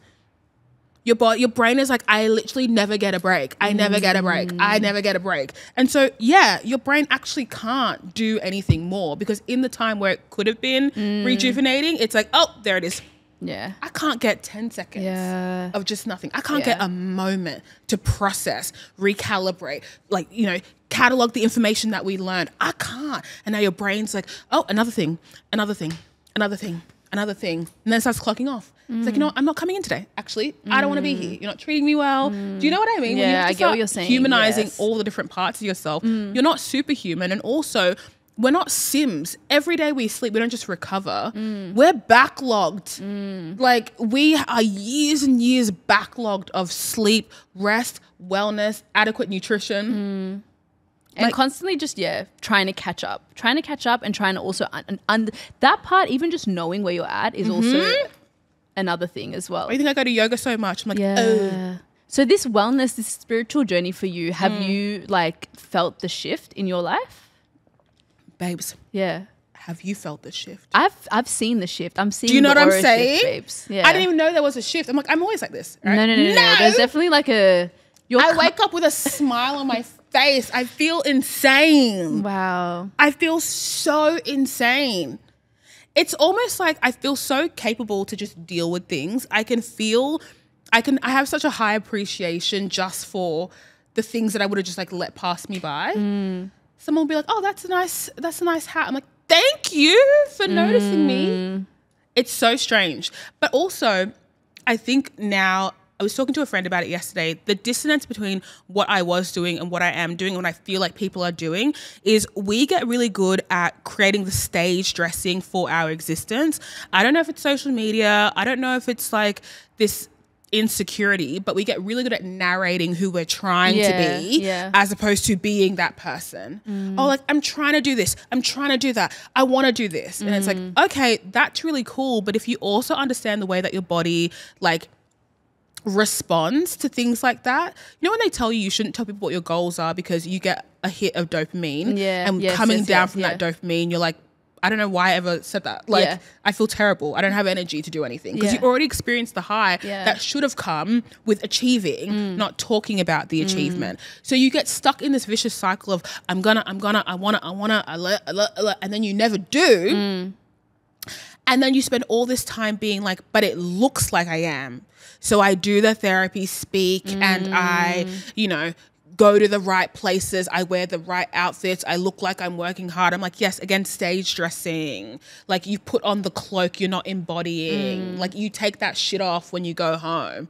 And then eventually that catches up to you. Yeah, and I'm like, oh, it's not about putting it on and off. It's about actually like being it. Yeah. So what do you need to do to become the person who you keep saying you're trying to be?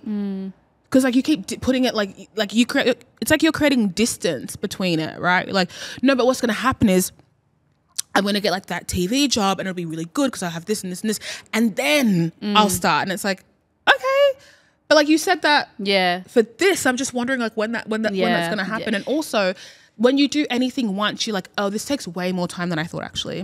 This takes way more effort. This takes way more. So when I started practicing, it's like, okay, if I'm actually going to be a person who meditates every day, I know me, I'm rewards based. I need incentives for everything. I want to feel good multiple times a day. So create the reward. Don't go to the yoga studio that's like kind of ugly. Go to the prettiest one. Yeah. Oh, it's so pretty in here. I love it. Yeah. Yes. I love this. Okay, if you want to study, you're not going to go to uni, babe. Mature age student hanging out with a bunch of 18-year-olds like, no, do it at home in your beautiful house. Amazing. Like, this is why you have to know yourself as well. Like, because I don't delude myself. I'm always telling my COO, I'm like, this is what I'm good at. I'm good at starting projects and brainstorming new ones. I can't see shit through. Like, don't ask me to do that. I'm not interested. It's not for me. I want to start a project and have it be done. Circling back, I don't want to do it. And so now I know we don't brainstorm these long projects that like, you know, piecemeal over 9 months or whatever. I'm not doing it. Or I can't remain enthusiastic for that long. I just know me. If I didn't know me, again, it'd keep happening. That first 10 years of my career was not knowing myself, being like, oh no, like I'll just get a new job. I'll just get a new job. I said, how do you feel? What? It's like when I talked to my therapist once, a therapist I had 3 years ago, and I had the only panic attack I've ever had in my life. And I'm in the therapy chair and he's like, so what's your relationship with anxiety? And I was like, I don't have anxiety. And he was like, how do you have a panic attack but no anxiety? I was like, you're explaining it. You're like, that feeling in your chest, your stomach. I was like, I don't have that. And he's like, can you explain in your mind a situation that might be similar to that? And I'm like, oh, I remember I had to host this event in like a stadium. There was 20,000 people. He's like, that's situational nervousness. That's anyone would feel some kind of way about that. He's like, I'm talking anxiety, like having this feeling of dread. And I was like, no. And he was like, so how do you make decisions about like what is safe for you to do and safe for you to not do? And I was like, by the outcome. What do you mean by the outcome? And I was like, I'll just do everything. And then after it's done, I'll be like, oh, I didn't like that. I don't want to do that again. I didn't like that. I didn't like the way they talked to me. I didn't like the way that felt. But my instinct is always like, just get through it. Just do it. You can do anything. You've done harder things. What, you can't do that? What, they're a little bit annoying? Just do it. So it's like, but you're learning from each experience, though. But was I really learning though? Because again, every new experience, I'm like, well, this is a new experience. So I can't take old energy into new experiences. No boundaries having us, bitch. Like, wake up. You're allowed to say, I caught a weird vibe. I don't want to do that from the jump. Yeah. You're allowed to say, these people are shady. I'm not working with them from the jump. Like, you don't have to be like, oh, I'm so grateful to be. And maybe like, that's not your problem. That's not your problem. That was my problem. Like, not actually being able to see clearly, this is what I need to be happy. This is what I need to do my job well. This is what I need to bounce back, to be resilient. Like, I didn't know that. I was like, oh, I'm just a huge vessel. No, I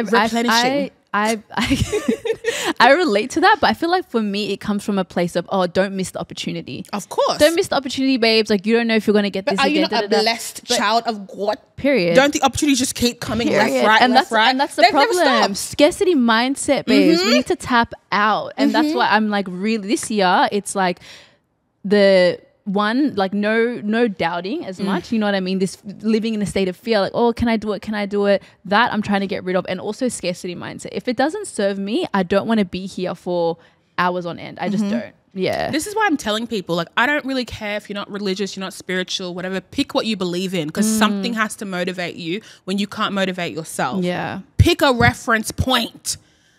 Something, anything, because everyone's like, oh, like, I'm just hoping for inspiration to come. It's never coming. Yeah. I'm just hoping for motivation to come. It's never coming. What you need is a mindset, a belief system, and dedication. You cannot do anything without those three. You can try, you can start. Like, every day when I'm like, I don't know if I have it in me, just double check my birth chart. I'm like, you have it in you, babe. It was written. Your belief. I'm like, that. You already got this in the bag. That doesn't work for everyone. Okay? And I can't help you. You have to know, like, you are your own child. You are your own steward, your own caretaker. You have to know. I'm always negotiating with myself. You want a little treat? Okay, do that work first. Yes. It's the belief system though. I keep coming back to it. The belief system, the way you think about yourself. I think that, and even how we were talking off camera about how little things when you're younger, or little things, just everything's leaving crumbs in your life. And then you get to a point where you're you're an adult and you're just like, okay, I have these. Sometimes you don't even know that you think these things about yourself, but it's like, these are all the things that are stopping you from getting where you need to be, or even thinking about where you need to go. And I think that's, yeah, it's a lot. We're just not paying attention to the right things. We're not. We just need to like bring it down to the day to day. And again, this is why I like philosophy and psychology, because even with really basic, with really basic frameworks, like one of the first things I learned about psychology when I was in high school was Maslow's hierarchy of needs, which we now know he stole from an indigenous tribe. But the point is, Maslow's hierarchy of needs is this triangle diagram that basically puts your needs in a hierarchy. At the very top of the hierarchy is self-actualization. At the very bottom is basic things like food, shelter, like... yeah, basic needs. The most basic, right? With the idea that you can't get to self-actualization unless you look at your basic needs, and then it's like love, relationships, career, whatever, all until the top. We always start at we always start at self-actualization. Well, I always wanted to be a singer, so that's my dream and that's my focus. You know, I always wanted to be a lawyer, that's my dream, that's my focus. And I'm like, look at how you live. Every day. You don't drink water, you don't sleep well, you can't communicate, you don't know what you need, all your relationships holding on by a thread, and you think this is the foundation in which you're going to reach your highest dreams. Yes. Wouldn't that be amazing? Babes, the reason why I'm like nodding at you is because I literally had this conversation and used the hierarchy of needs. And I was like, I'm stuck at, so you've got your baseline, you've got the it was like financial security and all those things. I had no capacity. I was talking before, like, I'm not going to get too personal, but it was just like to the love and belonging level. I had no capacity to be there. I literally physically couldn't, because my mind was so stuck at this second level, and it was like I wasn't realizing that at all. I'm just like trying to be here, and like physically I couldn't. And literally like hitting a ceiling and being like I guess it's the top. And I can't give you, this doesn't feel right, something's weird. So I'm like, let's reverse it all the way back and try to figure out where is the disconnect here, or like what you're trying. And that in itself is a whole process, like trying to understand. I think it happens like transition times as well in your life, where you're just like, for me now, I just turned 28. I'm like that race to 30. And I'm like, okay, there's certain things about myself where I'm like, I feel a disconnect. I feel like I have been doing certain things for 5 years now. I've been here. What's my goals? What do I want to achieve? And what if this is it also? And am I okay with that? And that is a big, like, I don't know. It's just like, it kind of shakes you a little bit. It makes you realize what you're doing. Shook me up. I was like, wow, okay. You know, the best way I can describe it is I feel like I'm taking myself seriously. And maybe I know, like, one of the things that I need to work through is immaturity. But I think that I don't mean it in the way that I'm like telling toilet jokes or whatever. Like, that's not what I mean by immaturity. But the things that everybody has to do as an adult, you're not exempt. Like, yes, you got to prioritize the mindset, the health, the fitness. You're not exempt. You got to learn how to, whatever it is, learn how to clean your house properly, get a hobby, call your friends, call your mom. Like, I don't know why you think that you don't have to do this shit and you'll be fine. And it's those thoughts where you're like, whoa, maybe in some circles, like, someone else can pick up the weight, but it's literally your life. Nobody's coming to save you. Nobody's coming to grade you. Nobody's coming to give you feedback. Like, just do it the way you want to. But if you're not living every day with a sense of like gratitude and abundance, then something is off. But so much to be happy about, everyone. Grateful. Gratitude. Grateful. Wake up at the 5 a.m.ers. The 5 a.m.ers. She's getting there. Let's move on to our game, bitter or sweet. So I have these paddles here. I'm going to give you a scenario. I'm going to give you this. And I'm going to give you a couple scenarios, and you're going to tell me, bitter or sweet. So the first one is blaming your toxic personality trait on your astrological sign. So you know when people say, Cancer man, but he's trash. He's a Cancer man. But is he, or is he just a trash person? Bitter. I don't mean to make this about astrology right now, but can I just tell you, people are like, I don't like Cancers. We're all Cancers. I don't like Aries. We're all Aries. And they don't want to hear that. Because one thing about bastardizing a philosophy that's been around for years, you're going to get some things wrong. So not only are we every single astrological sign, that's the one thing, but in addition to that, there are like 316 million combinations of birth chart that just exist. So like everything that you think that you hate in another person is in your chart presently. Isn't that crazy? But then how is anyone one sign? You're not. Well, I know you've got your signs. What they're saying is your sun sign. So each sign is associated with an astronomical planet. And because the sun is like the one that we are most closely related to, it changes more frequently. We have a more obvious relationship with it. And so similarly to your sun sign in your chart, it's a very obvious expression for you. You know when it comes out. The sun is out at the same time every day, give or take. You know what it does. You know how to work with it. If you're in it for too long, you get burnt, so on and so forth. That is your sun sign in your chart. It's your obvious default. So when I'm an Aries sun, it's like, yeah, it's really obvious. That comes out very naturally. However, first it's your sign, but when you look at that segment wheel thing, they each represent different segments of your life. So I'm an Aries sun, but in the second house. What is the second house? It's the house that governs your material possessions, your finances, the things that you own and things that you put around you to give your life meaning. So my Aries comes out when we're talking about the superficial things, money, jobs. It's very easy for me to do. It's very easy for me to be an Aries online. I default.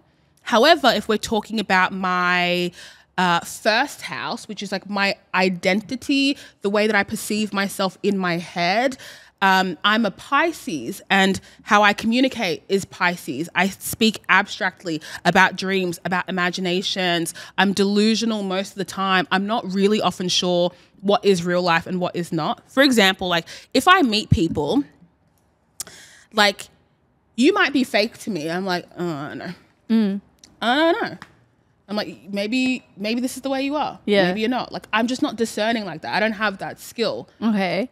Maybe a Virgo would. If you were a Virgo in the first house, you'd be a bit more perceptive, a bit more analytical.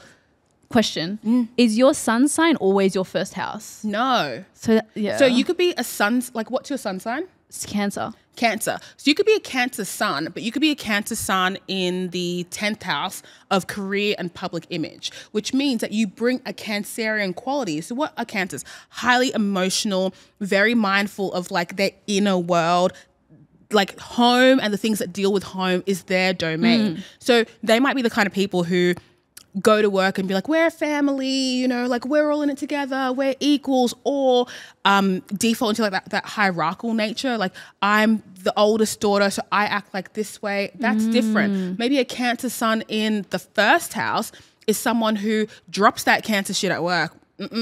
But like in their heart, they're like, fuck, I feel deeply. This is like, this feel hurts like I need me. to know what my... Do you know what I mean? Yes. When we get off air, I'll do it. I have my co-star because I'm always trying to no? Again. No? See, I'm like beginner level. I do this stuff for fun, I think babes. it's fine. Like it's fun and it's beginner. But like the thing is, when astrology first came out, astronomers were astrologers. This is not some small like, I'm an Aries, whatever. Like it was a real skill and a vocation. And like the houses aren't even like, we haven't even gotten complicated yet. Because now we have to talk about the relationships between the planets. Are they working together in harmony? Are they in conflict? And now you're like, oh, I can see why it's really hard to explain the complexity, because it'd be like a mechanic explaining to me how doing a service on a Tesla, an electric car, is different to a Toyota Camry 1996. I'm like, I can kind of get it like vaguely. But I don't He's really... like, no, but you don't get it because it's got a mainframe and the wire and the battery. And then I was like, okay, like... Deep, like the thing is, you've got to know it deeply, or otherwise it's kind of like... And that's where I'm at in life. I'm trying to know my shit deeply. Yeah. For me, like I used to really get off knowing a little about a lot. Like very good general knowledge type vibes. I'm like, if I only know 10 things, I want to know them like in. So... those 10 things: astrology, religion, esotericism, philosophy, psychology, design, art, that's it. Maybe I'm going to be like out of touch or like really like not socially aware. So be it. I've been in the real world. I love this for you. All right, next, bitter or sweet. I'm going to also say bitter to that as well, because I'm sick and tired of people saying like, yeah, it's not good enough. Pisces, yeah, it's not. Wake it's lazy. All right. Mixing friendship groups. Bitter or sweet? Sweet. And it used to be a bitter point for me, and I had to really work through that. Okay, let's talk about it, because I feel like I'm at your point. Okay, let's talk. Yeah. I had to really clock like what was the biggest deal, because I wouldn't do birthday parties. I wouldn't do birthday dinners. I would be really like cagey with my friends. If they would express interest in getting to know others, I'd be like, no, I don't want to do that. And I think it's because similar to you, I'm a very like low touch friend. I'm like, I'm not going to text you. I'm not going to remember. So like, don't get mad. But really that's me being negligent in some areas because like friendship is work. It is effort. It's not about love your friends the way they need to be loved. Yeah. Right. And I didn't clock that before because me.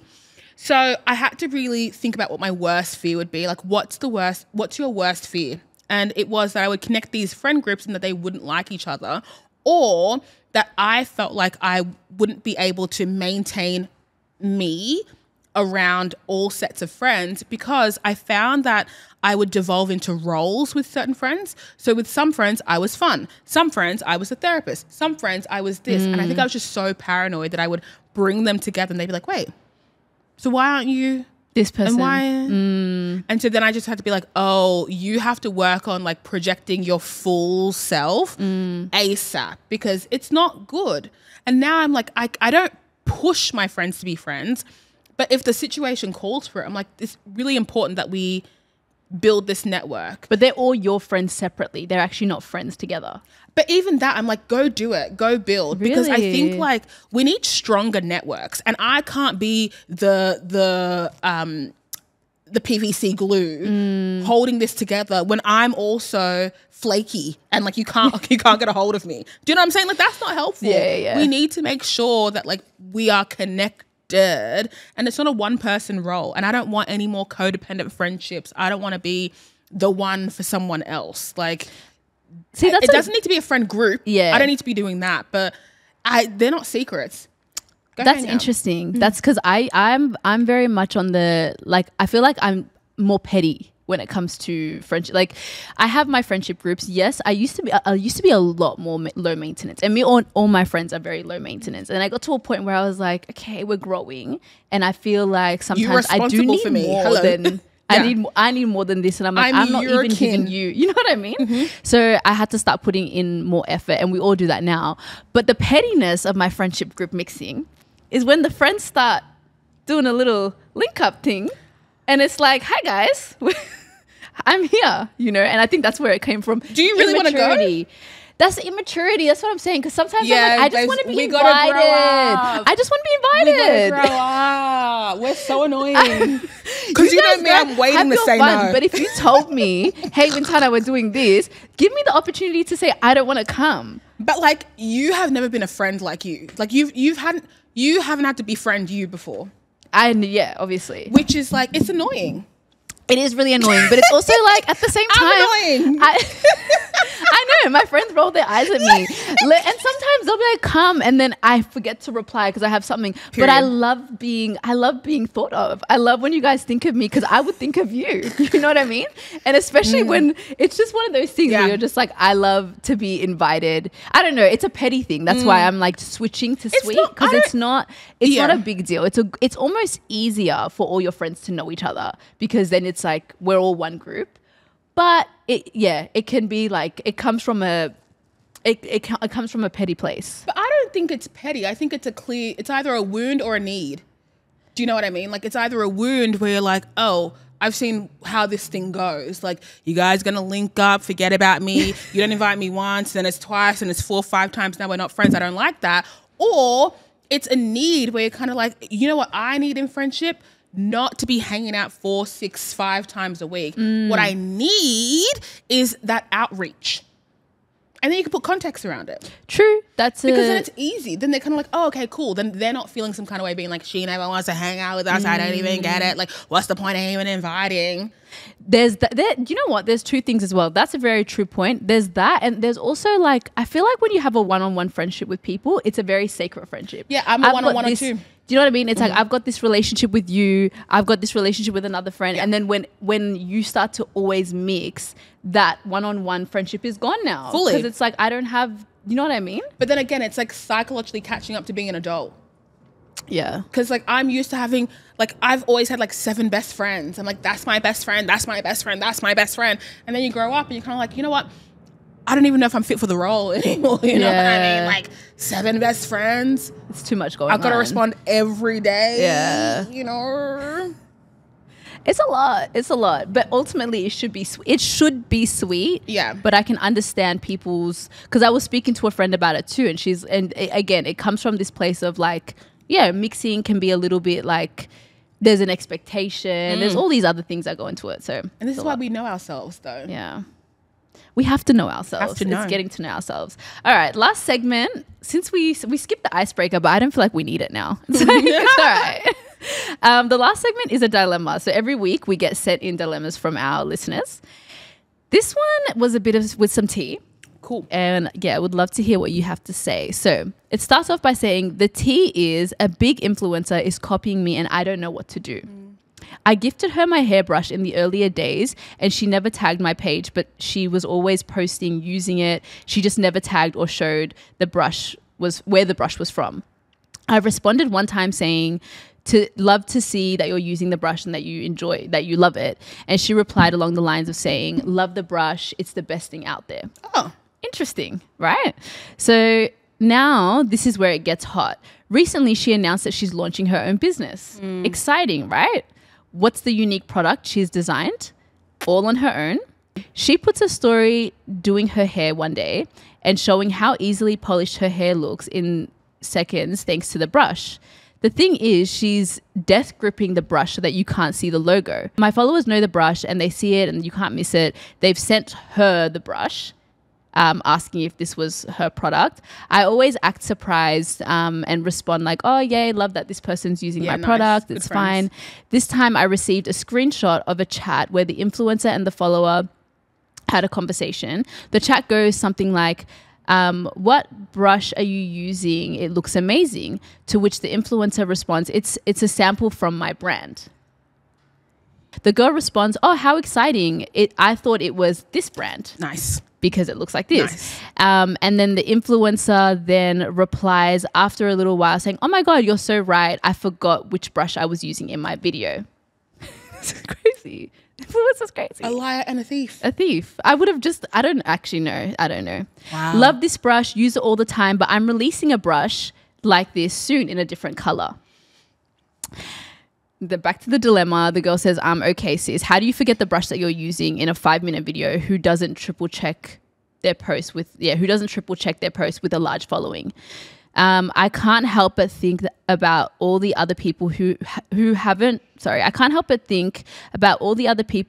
would have responded that has never seen a small business. She would have said it's her own design coming out soon. I mean, it's like, sorry, what is going on here?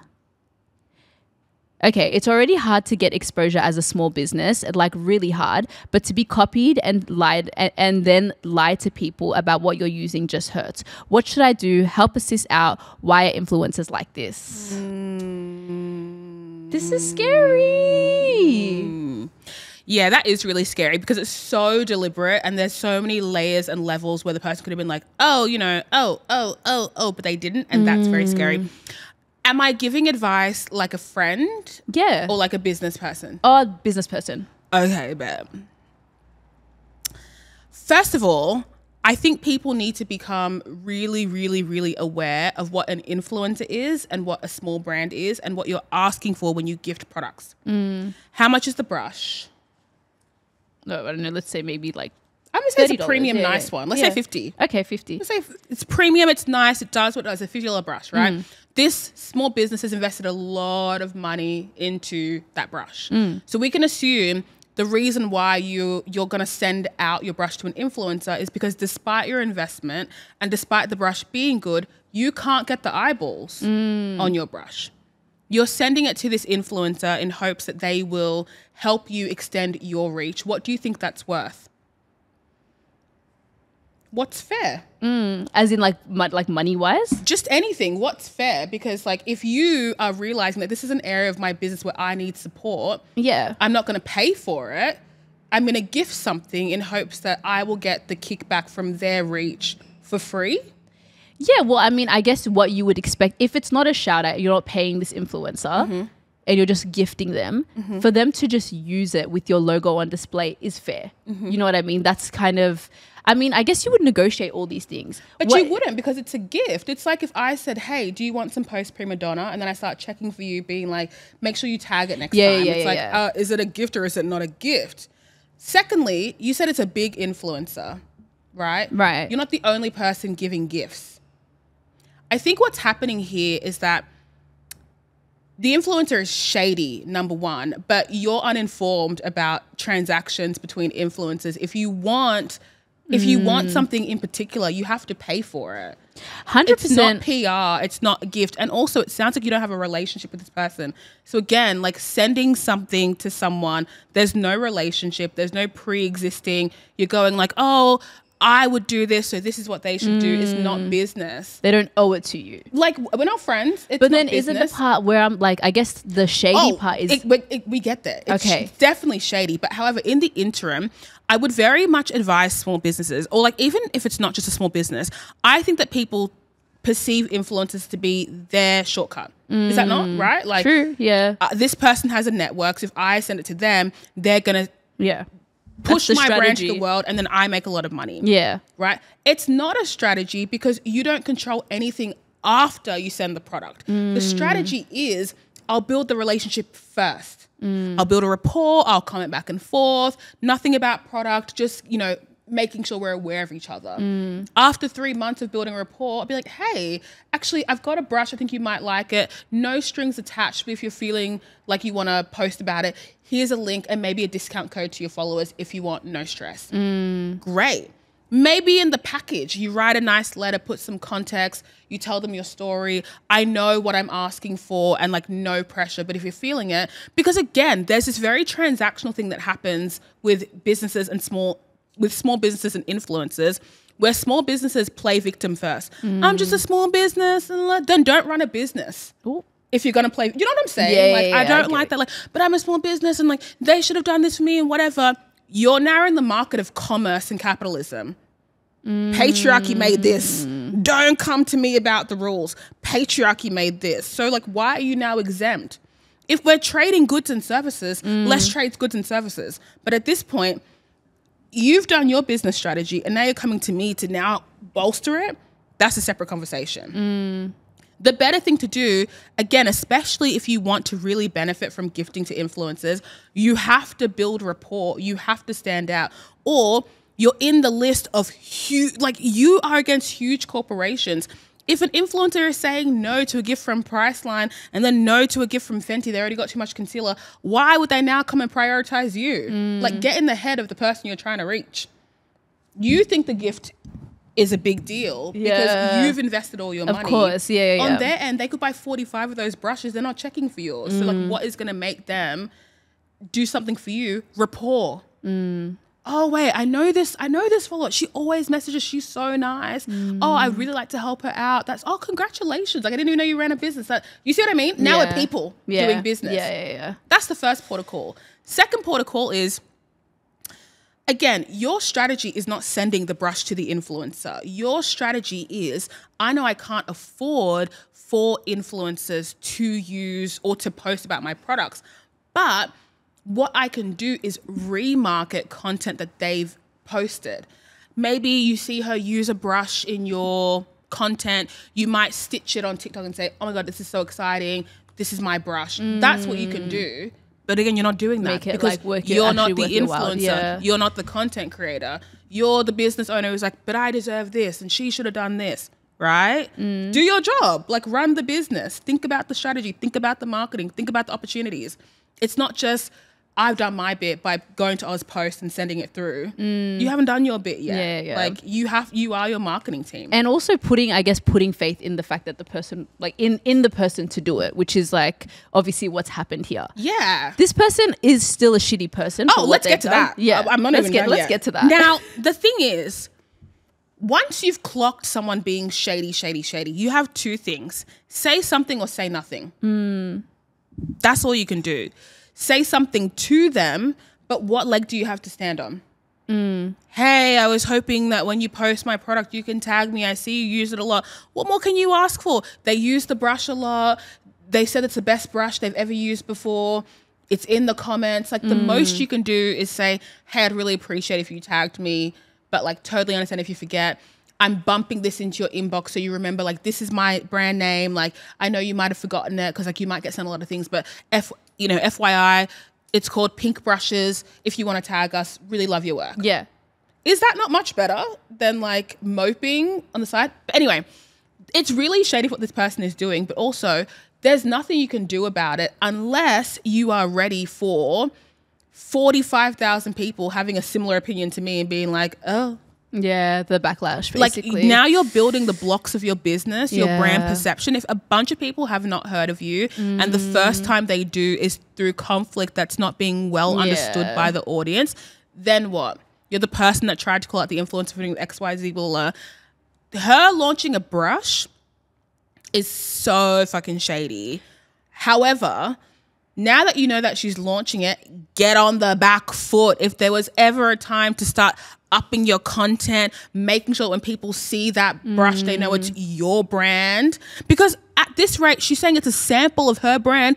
She's going to come up with your colors, your branding, while she's your gripping, bristles. while she's gripping your logo brush and hiding the logo. So it's crazy. What's going to stop her from releasing the same product and be like, oh, this was the brush the whole time? Yeah. Like, if there was ever a time to be like, I'm going to get in front of people, I don't care, I'm sending 45 brushes to every other person. Like, if this was a make or break time, this would be it. You said it yourself. It's a big influencer. And the thing is, like, the influencer industry is lawless. Like, if it didn't pay my bills, and like, the reason why I diversify so much is because if you think Hollywood is crazy, if you think the entertainment industry is crazy, if you think all of those industries are soulless and sickening, the influencer industry takes the cake because it's new. It's unregulated. It's smoke and mirrors, and people don't play fair. Yeah. Yeah. So you have to start, again, psychologically catching up to the industry you're trying to enter. We're not in accounting where the ATO is checking, you know, are we reconciling?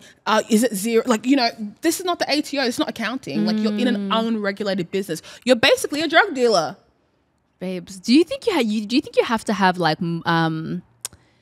do you think like someone that has morals in the influencer industry, not morals, but like someone that I guess like doesn't want to do other people wrong or step on toes or whatever, can go far in this industry? It's very easy. Keep to yourself. Yeah. Like, it's when you start intermingling is when it gets messy. Because for you, it might be fun and games. For them, it's their livelihood. For them, it's their ego. This person who's come through and stolen your whole business clearly wasn't raised with a God. Yeah. You know, they weren't raised. And some people aren't raised with God. Some people aren't raised with rules and this is appropriate and this is not. This is the real world. Wake up. Scary. Like, it's the wild, wild west. Yeah, and it really I is. Understand. I spend a lot of time being like, but I would never do that to them. But I would never say that. Shut up. Shut up. Because Nobody it's like there's cares. literally that's it. Like, there is the way you think, and a lot of people don't. And if you don't, navigate this life, most people don't. Yeah. And also, I think that a lot of us, even when I started business too, very naive. Very naive. Why do you think so many businesses need the cushion of HR, the legal team, the copywriters, the marketers? Because just making a good product is not a business. Unfortunately, like, you have to market it. Like, if anything, you should be so sure that you're a good marketer before you even make a product. Yeah. We're saturated. Everything you could have made, somebody's made and made better. So if you're going to make yours and put in your 50K, 20K into product, you better hope you put half that amount of money into your marketing. It should be like, because think about what it costs to produce goods, right? Like, maybe it cost her $10 to make one brush. Yeah. That should be in your marketing budget. Like, it should be fine for you to be like, you know what? I sent that brush. I lost $10. She didn't post it. I can send 10 more. Yeah. Like, you're putting too much into this one person. It's showing that you don't have the skills necessary right now.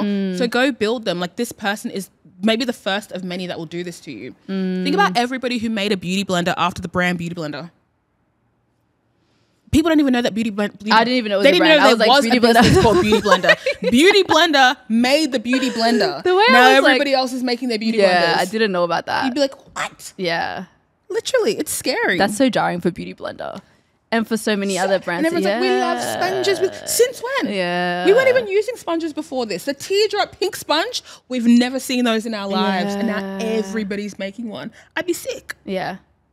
So, I mean, I'm sorry that you're dealing with this. I know, for it's sure. terrifying. People are so mean. But, like, all I will say is, like, protect your heart. Because this will be the first of many setbacks. And this can't be the one that stops you. You have to rise above. If it won't be out of spite, Let it be out of love. You know? Let it be out of love. All right. And for anyone else that wants to send your dilemmas, you know, we talk about them every week on the podcast. So make sure you check out the links on all our bios and you can send them through. Flex, it has been a pleasure. Literally, likewise. Been a pleasure. Like, I feel like there's so much more to dig into. There always is. Yeah, but it's honestly like this was a moment for me, full circle moment. So it was really nice having you here. Appreciate you giving us your time. Let the people know where they can find you if they're living under a rock. Don't worry about it, guys. All right, guys, I'm putting in the show notes. I'll be in the forest, like grounding. Don't worry. If you want to find me, you will. I promise. Yeah, I mean, you will. I'm gonna put it all in there. Thank you so much for coming on today. Seriously. Thank you guys for tuning in. We'll see you again next week. Bye.